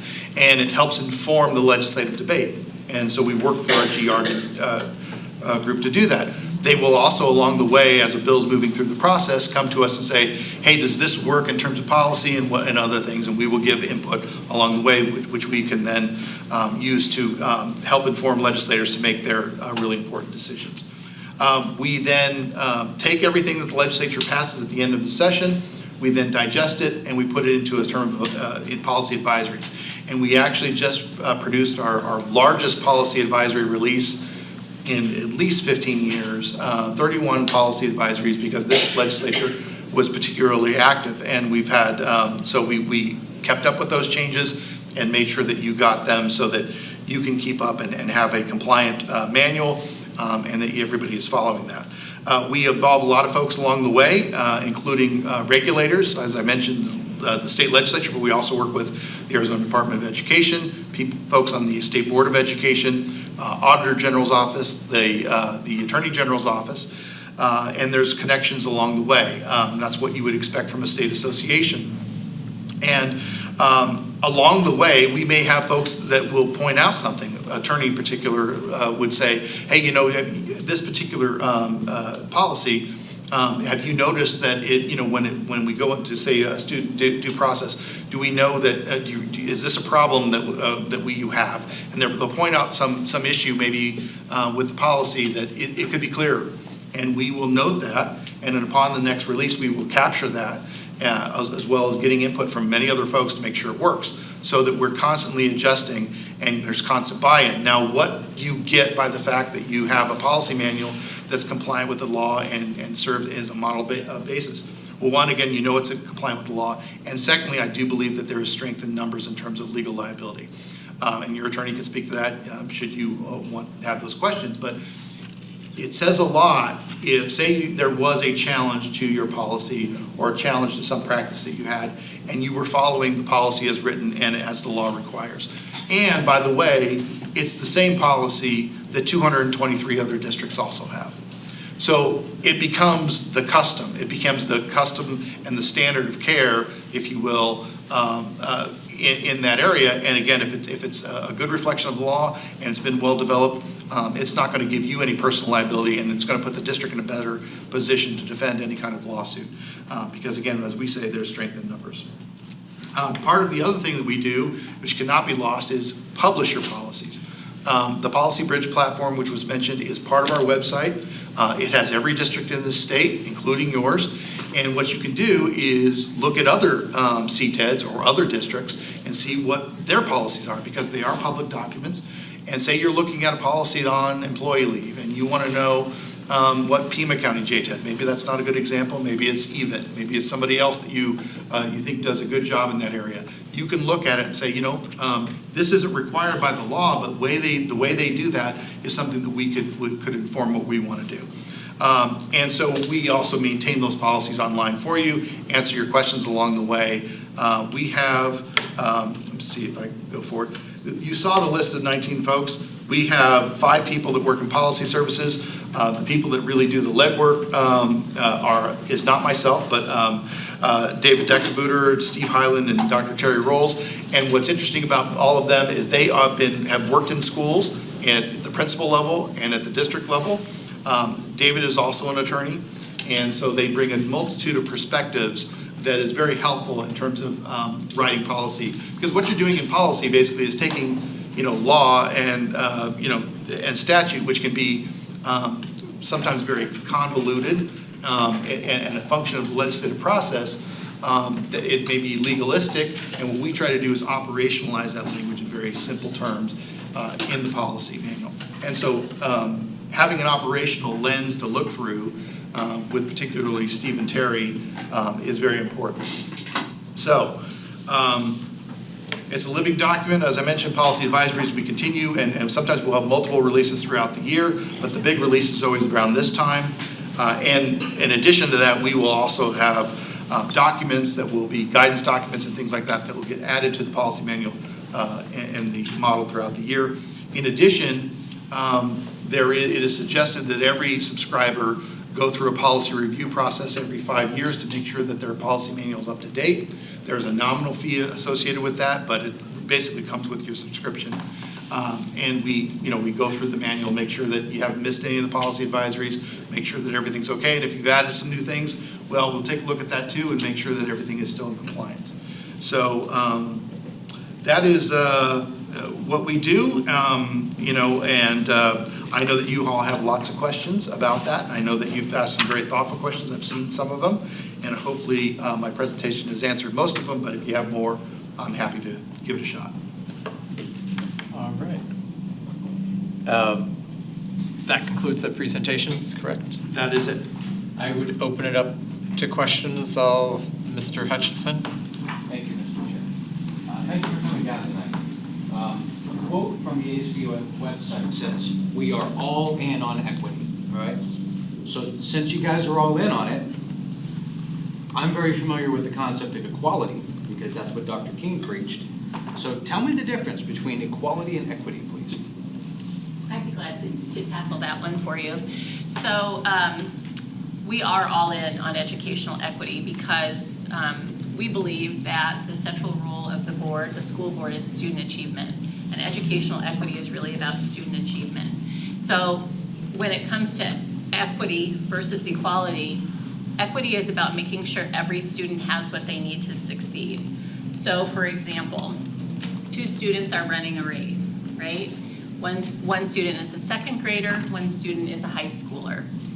You can't give those students the same pair of shoes. They need shoes that fit them. Equity is giving them shoes that fit. Equality is giving them the same pair of shoes.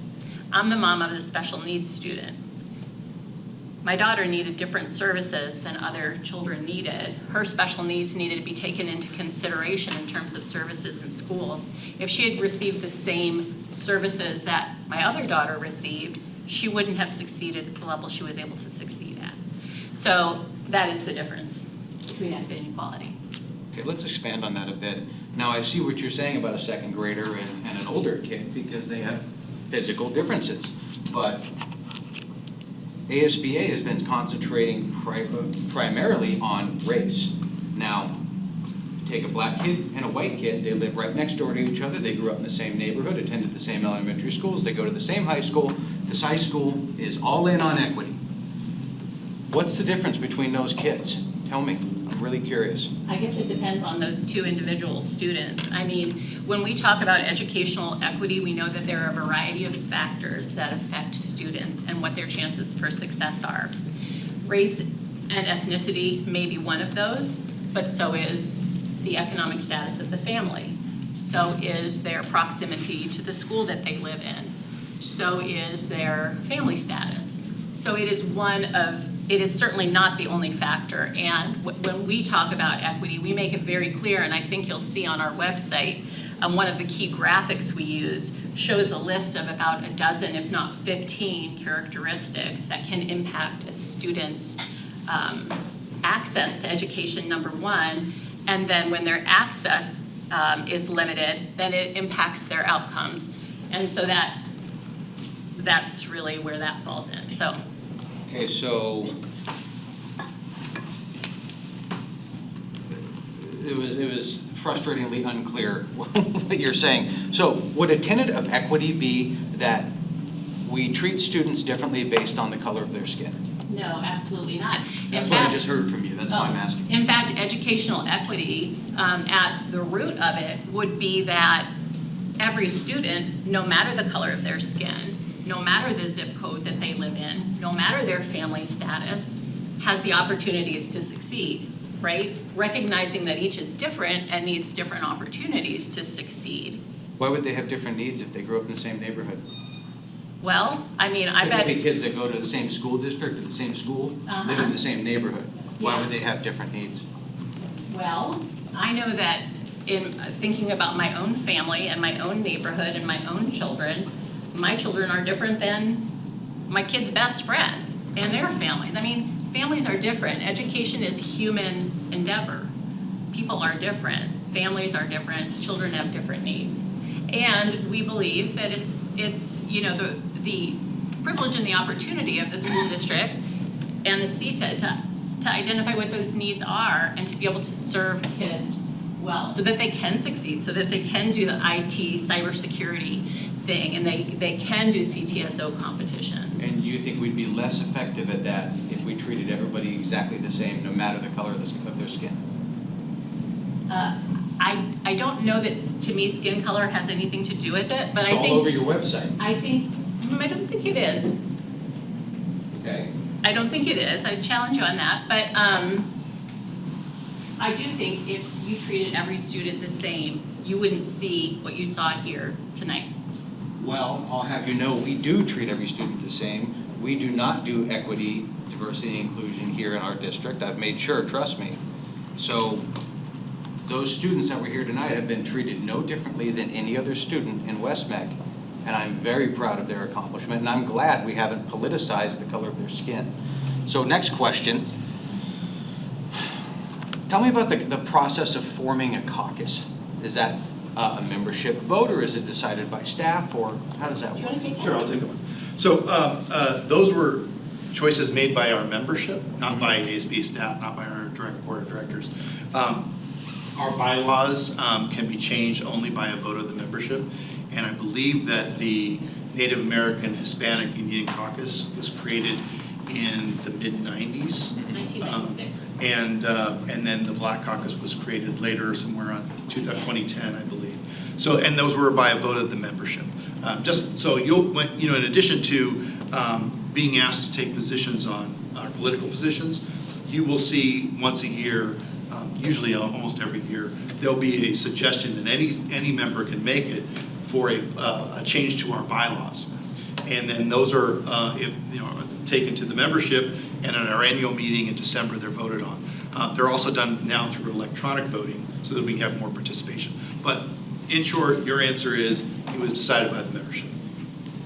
Now, ASBA leadership, you don't see a problem at all with having race-based caucuses and dividing people up by the color of their skin? when it comes to your membership? As Chris said, it's not up to us. It's up to ASBA members. If You're here ASBA, speaking for them, so I'm asking you the question. well, there's a process for our members to speak on those issues. If members wanted to put forth a bylaw change proposal that said, we'd like to eliminate the Hispanic Native American Indian caucus, we would put that in front of membership, and we would ask all members around the state to vote on that. What if we So, didn't want to eliminate the caucus? What if we wanted to add a white caucus? Would you have a problem with that? it doesn't matter if I would have a problem with it. If you wanted to put that forward and we put it out to a vote of membership, that's the way the system works. It's really, as I said in the beginning of the presentation, it's a member-driven and member-guided association. What members Now, I mean, want we all members- know that that vote would fail, and it rightfully should, because dividing people by race doesn't further education, doesn't help the kids at all. In fact, it hurts them a lot. Now, the word nonpartisan was part of your presentation, and I found it hard not to laugh, because when it comes to every politicized issue when it comes to education, especially funding, overrides, and bonds that districts do, I have seen ASBA go out and be a proponent for raising taxes on the public. Now, many of our stakeholders, which I include taxpayers in that, don't want their taxes raised, but ASBA takes a stand on it. Now, I understand that's a membership vote, but I think calling the ASBA nonpartisan is laughable, absolutely laughable. That concludes my questions and comments. Thank you. Hey, Tracy, I want to go back to the equity question. For sure.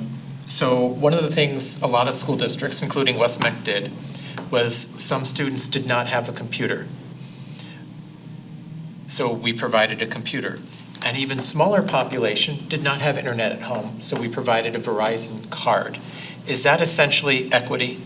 Indeed it is, and the pandemic, I'm glad you raised that, because this pandemic that we've been in has really identified a lot of those issues. Some of it has to do with internet access. We know that a lot of our students, or we discovered that a lot of our students are food insecure, and districts around the state and right here in the West Valley stepped up and provided nutrition to students even while they were having to learn from home. So yeah, those are some of those issues, right? Not every student has Wi-Fi or a computer. Not every student has that school lunch that they get if they were in school. Other questions from other board members? Chair, I have a few and some comments. Ms. Benson, Mr. Thomas, thank you very much for being here and being asked questions by this board. My first question, actually, the first several questions go to you, Mr. Thomas. I just want to understand ASBA's policy position on copyright a little bit better, because this topic was brought up with our attorney or the district's or administration's attorney, depending on how you view it. And then we did receive a statement on copyright that was preceded with legal advice. And Mr. Hess, that you had reviewed that, correct? Yes. And you completely agree with those statements? The advice coming out of Gus Rosenfeld, absolutely. Okay, thank you. So my first question is, with ASBA, excuse me, because my lung capacity is a little bit limited, I just want to understand that any policy, is it your position that any policy or procedures adapted by West-MEC governing board are the intellectual property of ASBA? The model policies are the intellectual property of ASBA. They're copyrighted. So there may be additional things that you added to it or that you've slightly changed, and we've engaged in that consultation procedures that I mentioned before.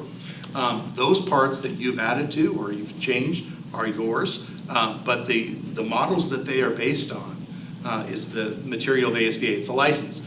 It's no different than like a software license. You have a license on your computer to use a Word, Microsoft Word. So you don't own it. Okay, so thank you. So I looked at all of your policies and for West-MEC, and I know, for example, that we have collaborated on certain policies. I can't give you the but there's copyright symbol on all of those. So are you claiming ownership of all of those? If it has the copyright symbol, yes. So that would be 100% of, so you put 100% of our policies are under your ownership. That's correct. Okay. Other than what we've personally changed, Other than our what you amendments. personally changed, yes. But they still, even those that we've personally changed, still bear your copyright. Because they're substantially based on the models, which are our intellectual property.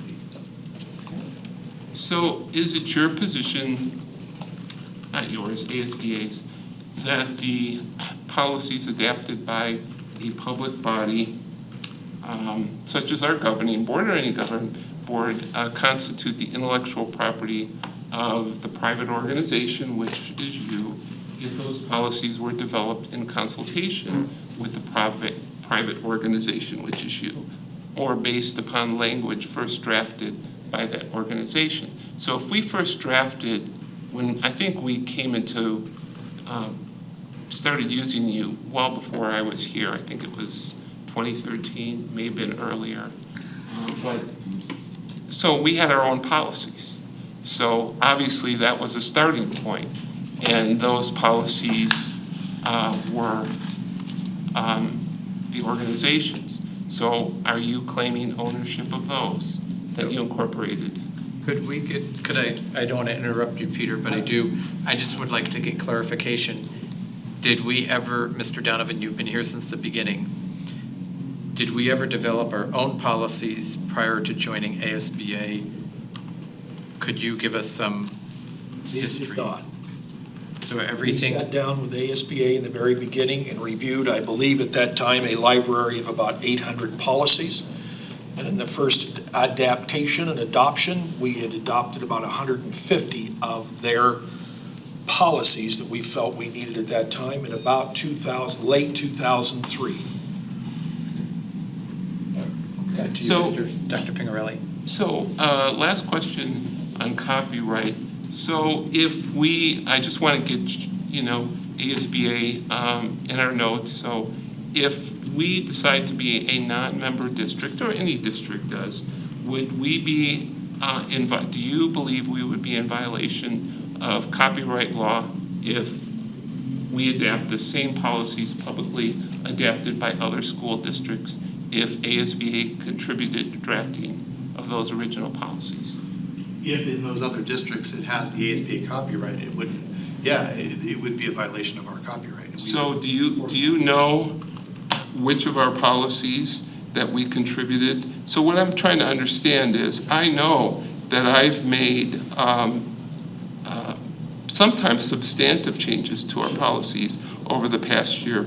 How do you know, how do you track what is your intellectual property and what is ownership for West-MEC? So if it came to that, well, and this happens in the part of the policy review process, is we will do a compare with the software that we have that shows that comparing the model to what your language is, and where it's different, it'll be noted.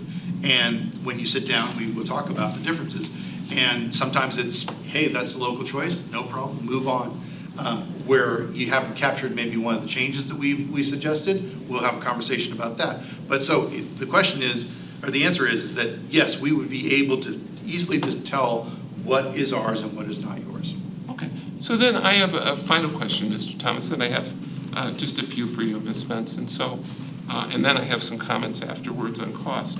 So I asked administration if we had ever received any contract or notification that we were under these policy copyright issues. I asked for a contract or a statement, and none was produced. They said, we don't have one. We simply pay the invoice on an annual basis or whenever it's paid. But I asked for a contract between West-MEC and ASBA. Is there such a contract that we missed? Yes, every district in the state is on a 4-year contract. So I asked And it changes up. I asked for that contract here, and they said they don't have one. And I asked for a signed copy of it. We're happy to provide that for you if you need it. Okay. So you have that. Sure. Okay. And that would have been signed by the board president at the time? It's usually signed by the, whoever is your superintendent or your chief administrative officer. Okay. All right. Mr. Thomas, thank you very much. Ms. Benson, I just want to go to the origins of these discussions.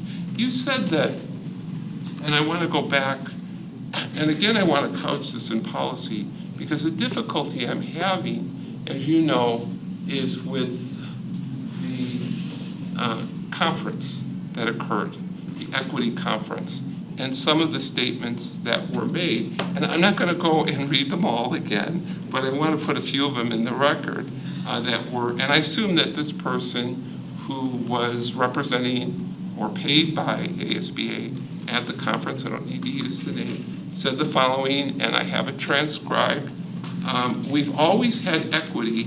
It's just been equity for affluent white children. Schooling is doing what it was designed to do. It was designed to protect white wealth, period. Do you agree with that statement? You know, again, I don't think it matters if I agree with that statement or not.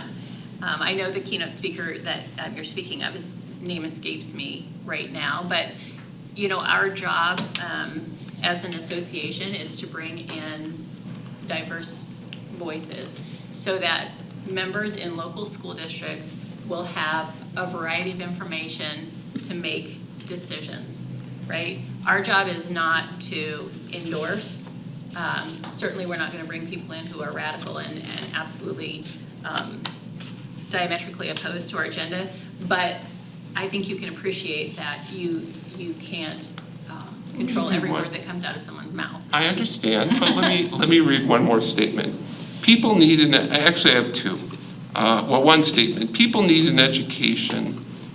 United States has always been a capitalist, socialist, fascist-like kind of synthesis. This is a way to kind of mask, then sustain a white-dominated structure. They're just afraid of sharing power. So I know your response is going to be, it's really not your position, but you as an executive director, you as an ASBA executive, do you agree with that? Again, I don't think it matters what I believe. As I said, our focus is educational equity. Mm-hmm. Our focus is about student achievement. Ms. Benson, Mr. Thomas, we're about to vote on whether to turn over our policy services to ASBA or not to turn them over. And this is a very controversial statement. Yeah. And ASBA sponsored a speaker that said these things. What I did try to search for is the counterpoint. Was ASBA fair and balanced, not to overuse a term, in presenting the other side? I couldn't find anything. So I'm asking you as the executive director, Mr. Thomas, you as the key counsel, do you agree with those statements as executives in the ASBA organization? Well, Dr. Pingarelli, I think the things that you need to know about ASBA and what ASBA believes, you can find on our website, and I can tell you what a few of those things are. They are that local control is our core principle, that the basic life needs of children need to be met, that education is a community endeavor. I mean, all those things are the things that ASBA believes as determined by our membership. There will be, in addition to this person who spoke, there have been other people who've said controversial things around other topics at ASBA events. And, I will say that I am glad that there's an opportunity for more thought and discussion rather limited thought and discussion. Whether or not I agree with that, I think is not relevant to the. I do think it's important, but if you're not going to answer, that's fine. I can't force you to. I don't have any other questions, but I do have some comments that I would like to make to the board. and I did mention this to Chairman Strejka about a month or so ago, I had reached out to EVIT, one of the board members of EVIT, and they were very concerned about some of the statements. And there's a long list of very anti-American, race-based statements that were made at a conference that was sponsored by you. And she was very concerned. And so I said, well, can I talk to the superintendent? And I had set up a phone conference with Chad Wilson. I shared some of these statements. He spoke with the president. And their board met last night for a discussion. They also were not aware, many of their board members, of some of these statements and what was going on with ASBA. So that was going to be shared with them. But what was positive that came out of that discussion, and I know Mr. Donovan had spoken with Dr. Wilson also after my follow-up, is that EVIT is not only interested in looking at ways of us collaborating on policy, but also to review if the policy needs for CTEDs statewide or CTEs, CTEDs, are being met by ASBA, and that they want to establish a joint discussion, and they also want to discuss some of this equity language that many of my constituents in my district that I represent are particularly offended by. And I think that that would be very fruitful. I will put that on Mr. Chairman as a future agenda item. My last, thank you both very much. My last point just goes to, and I will keep it very brief, cost. I had looked at the information from Dysart, okay, that was provided to us.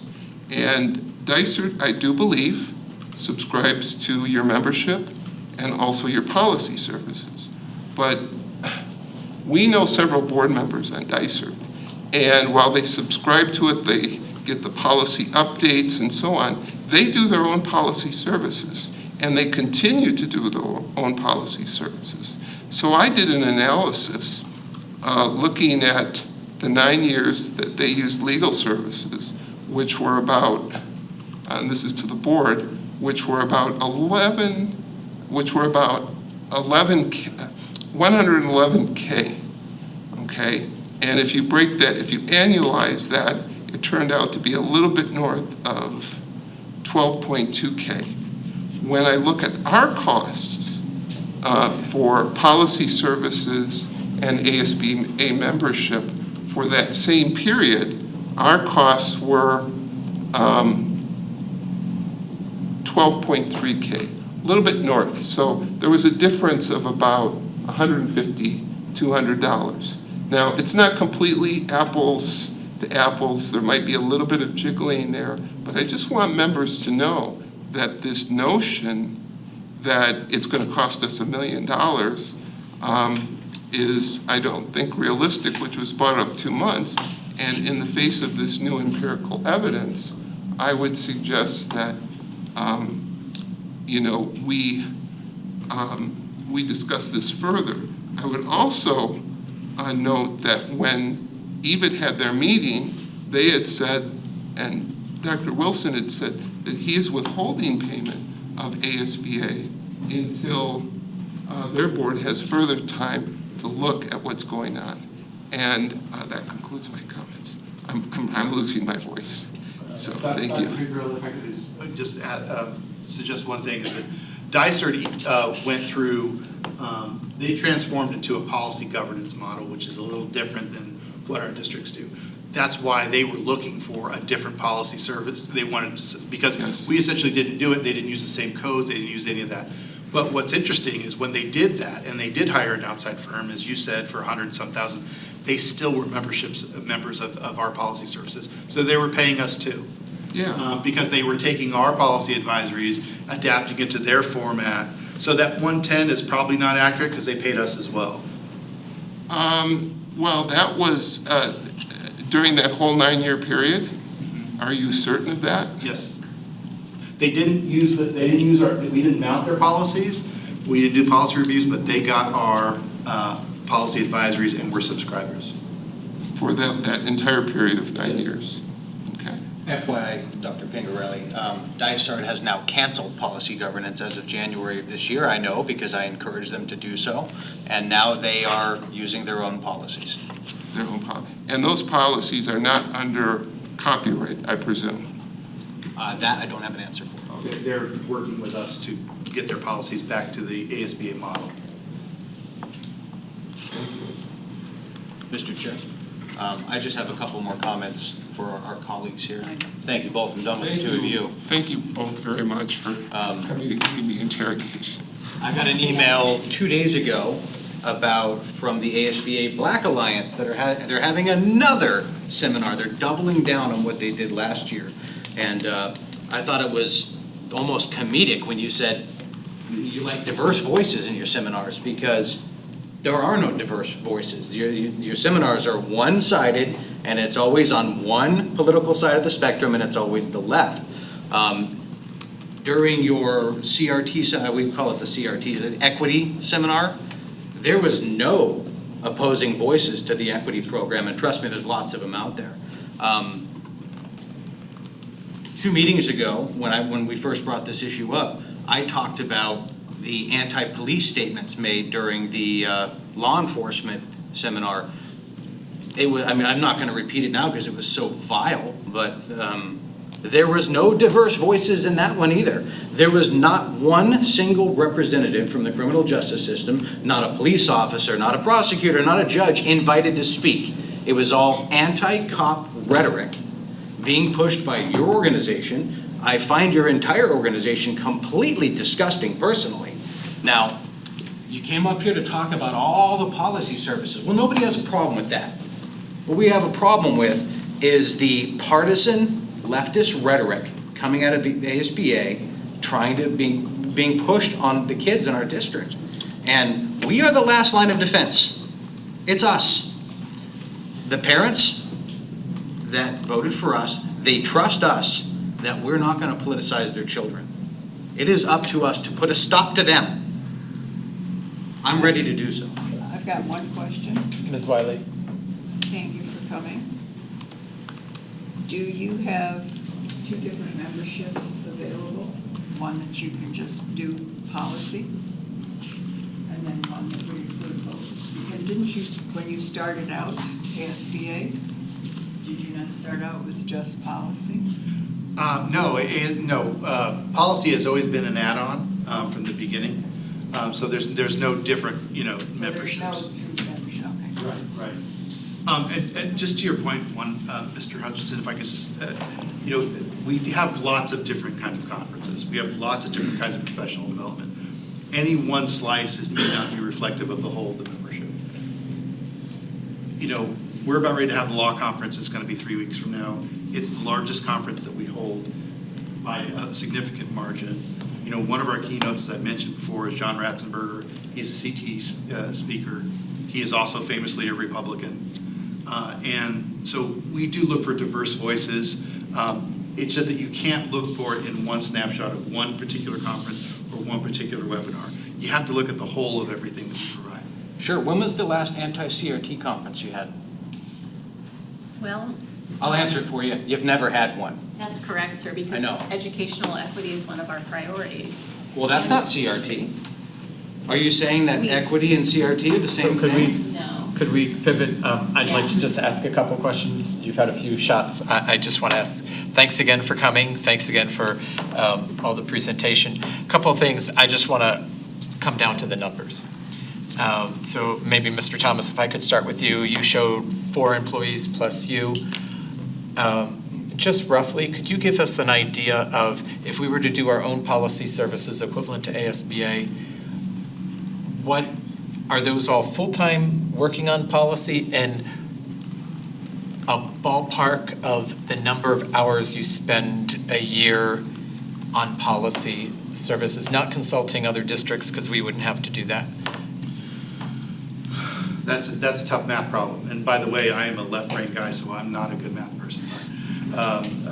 So you're talking 3 full-time employees who 100% of the time work policy services. In addition to that, you have me, and I do a lot of other stuff in addition to sort of overseeing legal. And you have Steve Hyland, who does a lot of our search consultant. So he's there part of the time. So you're really talking about, 3.5, 3.75 or something like that of employees, full-time, salary and benefits. And then if you did that in every district, again, you wouldn't have to do that in every district, but you'd still have, I think I saw, there was some good research, and I looked at your packet, that Mesa does a lot of their policy work. By the way, they also are subscribers of ASBA Policy Services, but they estimate that their in-house counsel provides about 30% of their time is on policy development. And that person makes around $120,000 plus benefits. So that's just one person in one district. That's $40,000. If you went out, and used a contract attorney, Gus Roosevelt, they do great work. But, they also, if they were doing that, it would be expensive. It would be more than what you certainly pay ASBA. I feel confident saying that. We did some math, knowing what you do pay, and your basic membership and your policy services was around $13,500, $14,000. Divided it by the hourly rate for one of your excellent attorneys, and came out with 36 hours is what your total membership and policy services would purchase if you had a private attorney do that work for you. 36 hours per year. And it's not either or. Both roles are important for different reasons. Then you still say subscribe to the policy. You can't just subscribe to the policy, though. You pay for the whole membership. I mean, it's straight across the board. Okay. So just could we back up?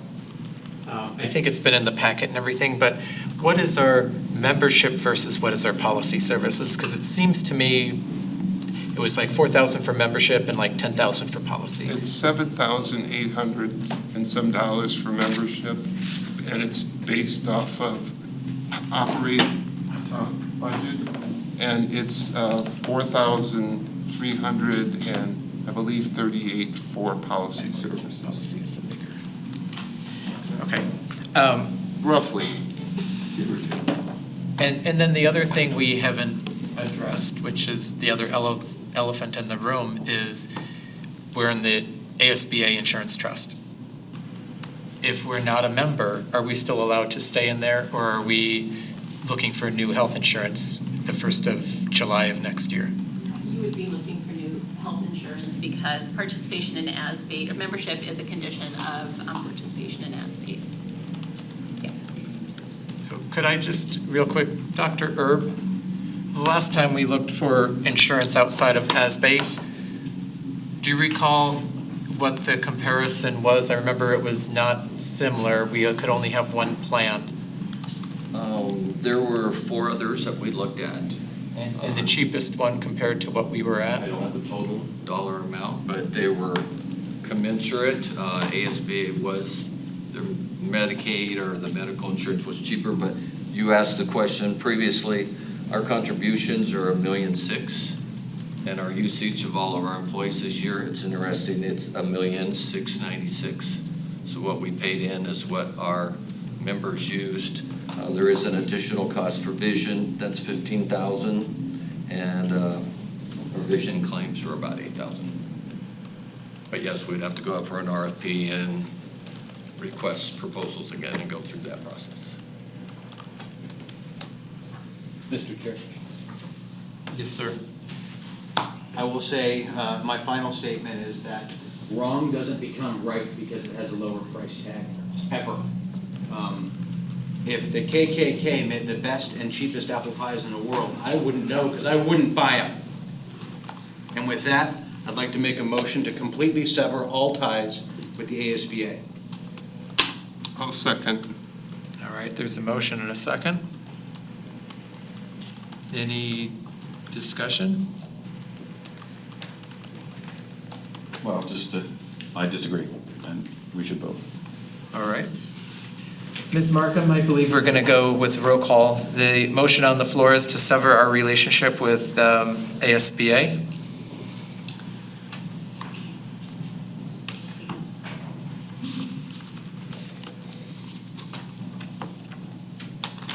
Charlie Ellis. No. Mr. Hutchinson. Yes. Jim. No. Yes. No. Mr. Shaker. And no. You didn't call, Doug? Yes. 4-3 vote. We're still on. Okay, so Do we need a positive motion, given that this was an asterisk and whatever, or? because we haven't passed a motion. So I would entertain a motion for the reverse. I move that we renew our membership with ASBA as written in item 15. I'll second it. All right, it's been moved and seconded. I'm going to call for the question. I don't think we'll have any more discussion. Ms. Markham, would you take roll call just for the board? The motion is to renew our membership with ASBA. Charlie. Yes. Michael Hutchinson. No. Jim. Yes. No. Yes. Yes. No. So we will stay with ASBA. I'd like to thank everybody who came to talk about this issue. I know we're passionate about it, and we look forward to working with ASBA and helping them move to the middle, I guess. Mr. Hutchinson, if you would like to work with them on concerns, I'm sure they'd love to have some feedback. I would never wish to work with them ever again. All right, I'm going to move on to item number 16. Again, thank you for coming. Thank you for your help. Thank you. All right, calendar of events. We have a couple of conferences coming up. International Conference in Milwaukee and the Vision Conference in December. The Milwaukee one is actually a conference. And the other one is hybrid New Orleans. That will be interesting.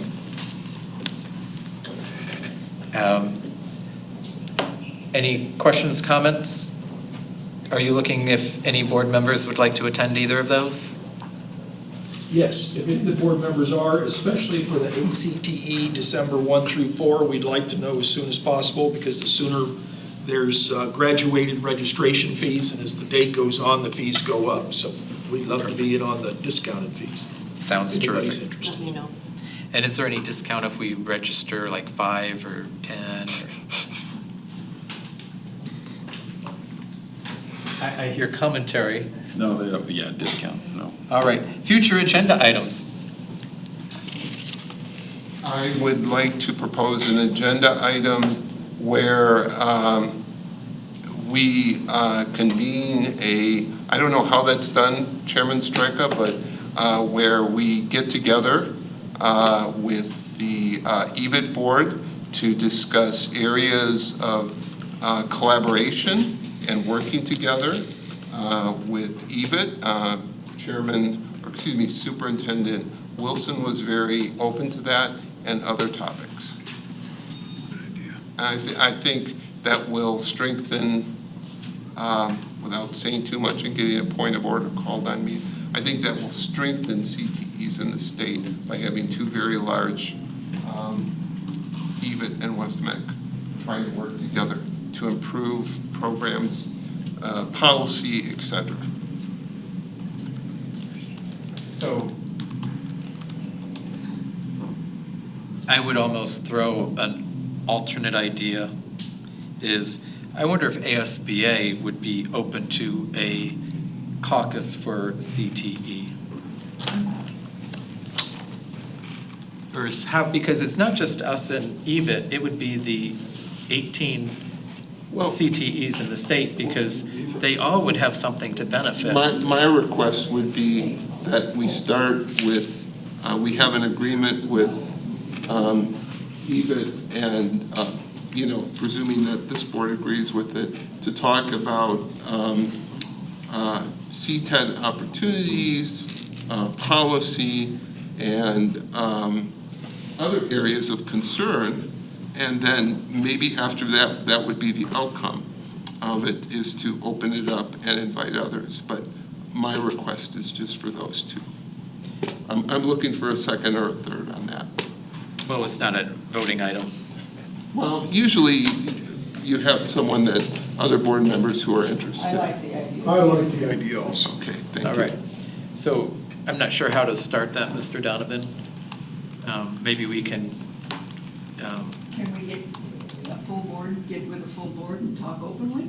yeah, we just have to Maybe publish meeting, open meeting. You have to list what you're going to talk about? You don't know. Yes, because it's open meeting law. Well, just put on there, we might talk about everything. Chairman Straka, I think part of this, where the idea is fine, Dr. Wilson and I can certainly work to begin to move this together, but at some point, we need to have input as to what is the agenda. Because we need to go into the conversation as two groups saying, we want to look at the following concepts, policy, whatever it is, we need some input as to what's the agenda. Well, so and we could do that next month in our regular meeting. We could do it through a survey to all of you. What would you like to see discussed in this? But Dr. Wilson and I need some direction as to what's the. Since it's Dr. Pingarelli's idea, could you list an agenda of like your top 5 items to Ms. Markham, have her send it to the rest of the board, yes. And then we could then get the input? Keep going, but And then that way we could get everybody's input on, this is the agenda in priority order, and then Mr. Donovan and Evit could work together as a next step. I like that idea. I'm going to throw out another possibility. Go People for it. can work on it, would be a committee. Sometimes getting all 7 of us together is hard. If there were 1 or 2 of us that were interested and available, and they had 1 or 2, and we had kind of a committee summit, not that they would be empowered to solve anything, because it would be a small group, but at least some conversations could happen and get some traction and move forward as an idea. Can we have 2 members meet with Evit and not have to publish open meeting laws? Yeah. As long as they don't. As long as they don't. Well, they're not, yeah, and we wouldn't be making policy or just making decisions is the big thing, right? It would just be to craft an agenda. Have conversation, yeah. Well, I think once you get the list, you can go to them with the list, and the 2 could represent the board. So I would go with that. Are you volunteering? Dr. Pingarelli, are you volunteering? I'm volunteering. I would be willing, yeah, just whether or not there's, scheduling it all is the fun part. Finding a place that's in the middle. Zoom. The Zoom. Zoom to the middle. Okay, so, and I saw Mr. Hutchinson's hand rose up as well, so 2 or 3, depending on how far we can go with navigating open meeting laws. Only go to 3. You can go to 3. Or 3. So that would work. So let's get the preliminary agenda out, get everybody's feedback, and then, Mr. Donovan, if you could see if the interest on the other side. And just as a friendly, we can go to 3, they can go to 4, because they have a 9-member board. Right. So if you saw a list at some point that said 4, don't panic. They have a larger board than we have. Didn't know that. Wow, interesting. Even harder to get everybody together. I have a couple more agenda items. Keep going. Okay, and this was, I'm disappointed, unfortunately our attorney left, but one of the things I did at the May meeting is I made a suggestion that we at least send a letter, hopefully that the entire board can approve. So this would be an agenda item that we have concerns with some of the anti-American statements and rhetoric that has come out of the ASBA conference. And if we could have a draft letter, I would be willing to take that initiative and then present that draft at a board meeting, because it would have to be done during an open meeting or not violation, and see if we can get consensus. So, my thought would be, and you're welcome to pursue that, but do you not think they got that message tonight? I no, I don't think so. I think it needs to be formalized, and I think it puts it sends out a strong reprimand that we don't like that. I don't think there's any board member here, irrespective of, I don't want to get into point of order issues, but that. We can put it on as an agenda item, but if every board member doesn't sign it for one reason or another, it dilutes the message that they got tonight. So it's a political play, just so you know. But let's keep moving. Got my signature, Doug. Okay, the last item is, and Mr. Chair, I've been saying this for years with regard to legal representation. Most of the time, particularly on real estate or parking lot issues or whatever, the concerns or the viewpoint of the board aligns very nicely with the viewpoint of administration. But there are times when there is conflict. So, for example, we as board members may have a differing perspective. So I would like to at least have a discussion to review legal services, and that we certainly retain all the current attorneys, but that the chairman, or the board has its own separate attorney for certain matters, and that we discuss the mode of legal, of communication from the chairman, because it usually is the chairman, to the rest of the board. Those are my 3 items. So can I just address that, and you can tell me if we still want to pursue it, but Susan Siegel is the board's attorney. She represents the board in all matters.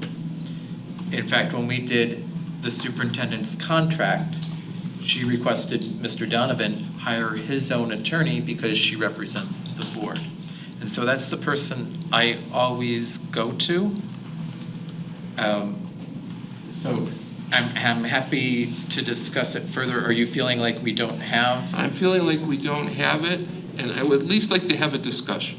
Okay. I mean, we can discuss how a board attorney works, Mr. Donovan. I think that would be an information session we could do in one of the next board meetings.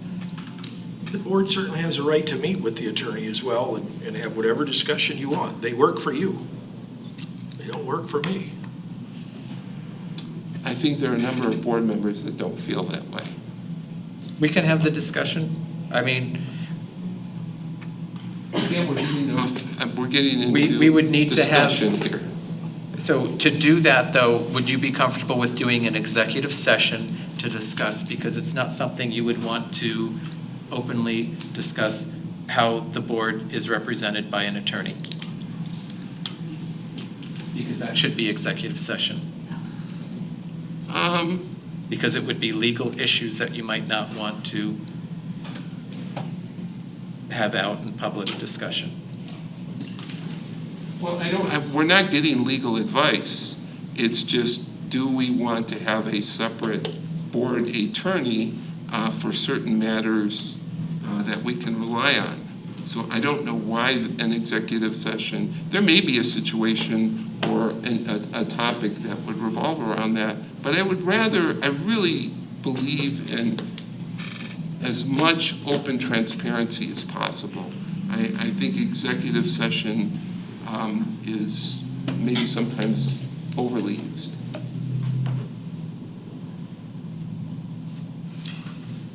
I can look at something. I'll talk to the superintendent. We'll figure something out.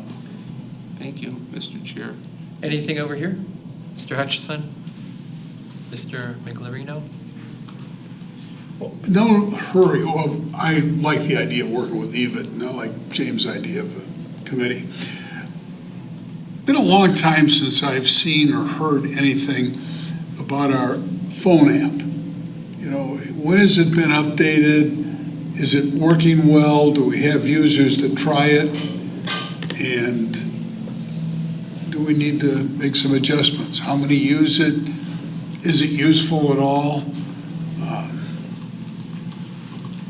Doesn't need to be a 2.5-hour presentation.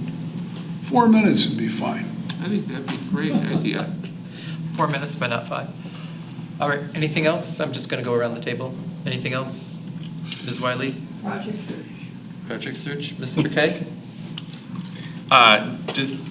The only thing I'd be interested in would be, we were last year getting kind of a district report, dashboard, COVID data, that kind of thing. Might be time to turn that back on, at least as we see which kids and students and teachers are having issues and whether or not it impacts our programs. I would just reiterate my Northeast Phoenix one. I've heard now Taiwan Semiconductor, we're doing something, and we have the parking lot. So what are we going to do with Northeast Phoenix? I know I heard a little bit, but I'd love to, because Northeast Phoenix is in my neighborhood. So I'd love to see, are we going to make any changes? What do those changes look like? Is this the right time? I know you said you're doing some design stuff. And that's all I have. Anyone? And then I will move on to item 18. Motion to adjourn. All right. We are adjourned.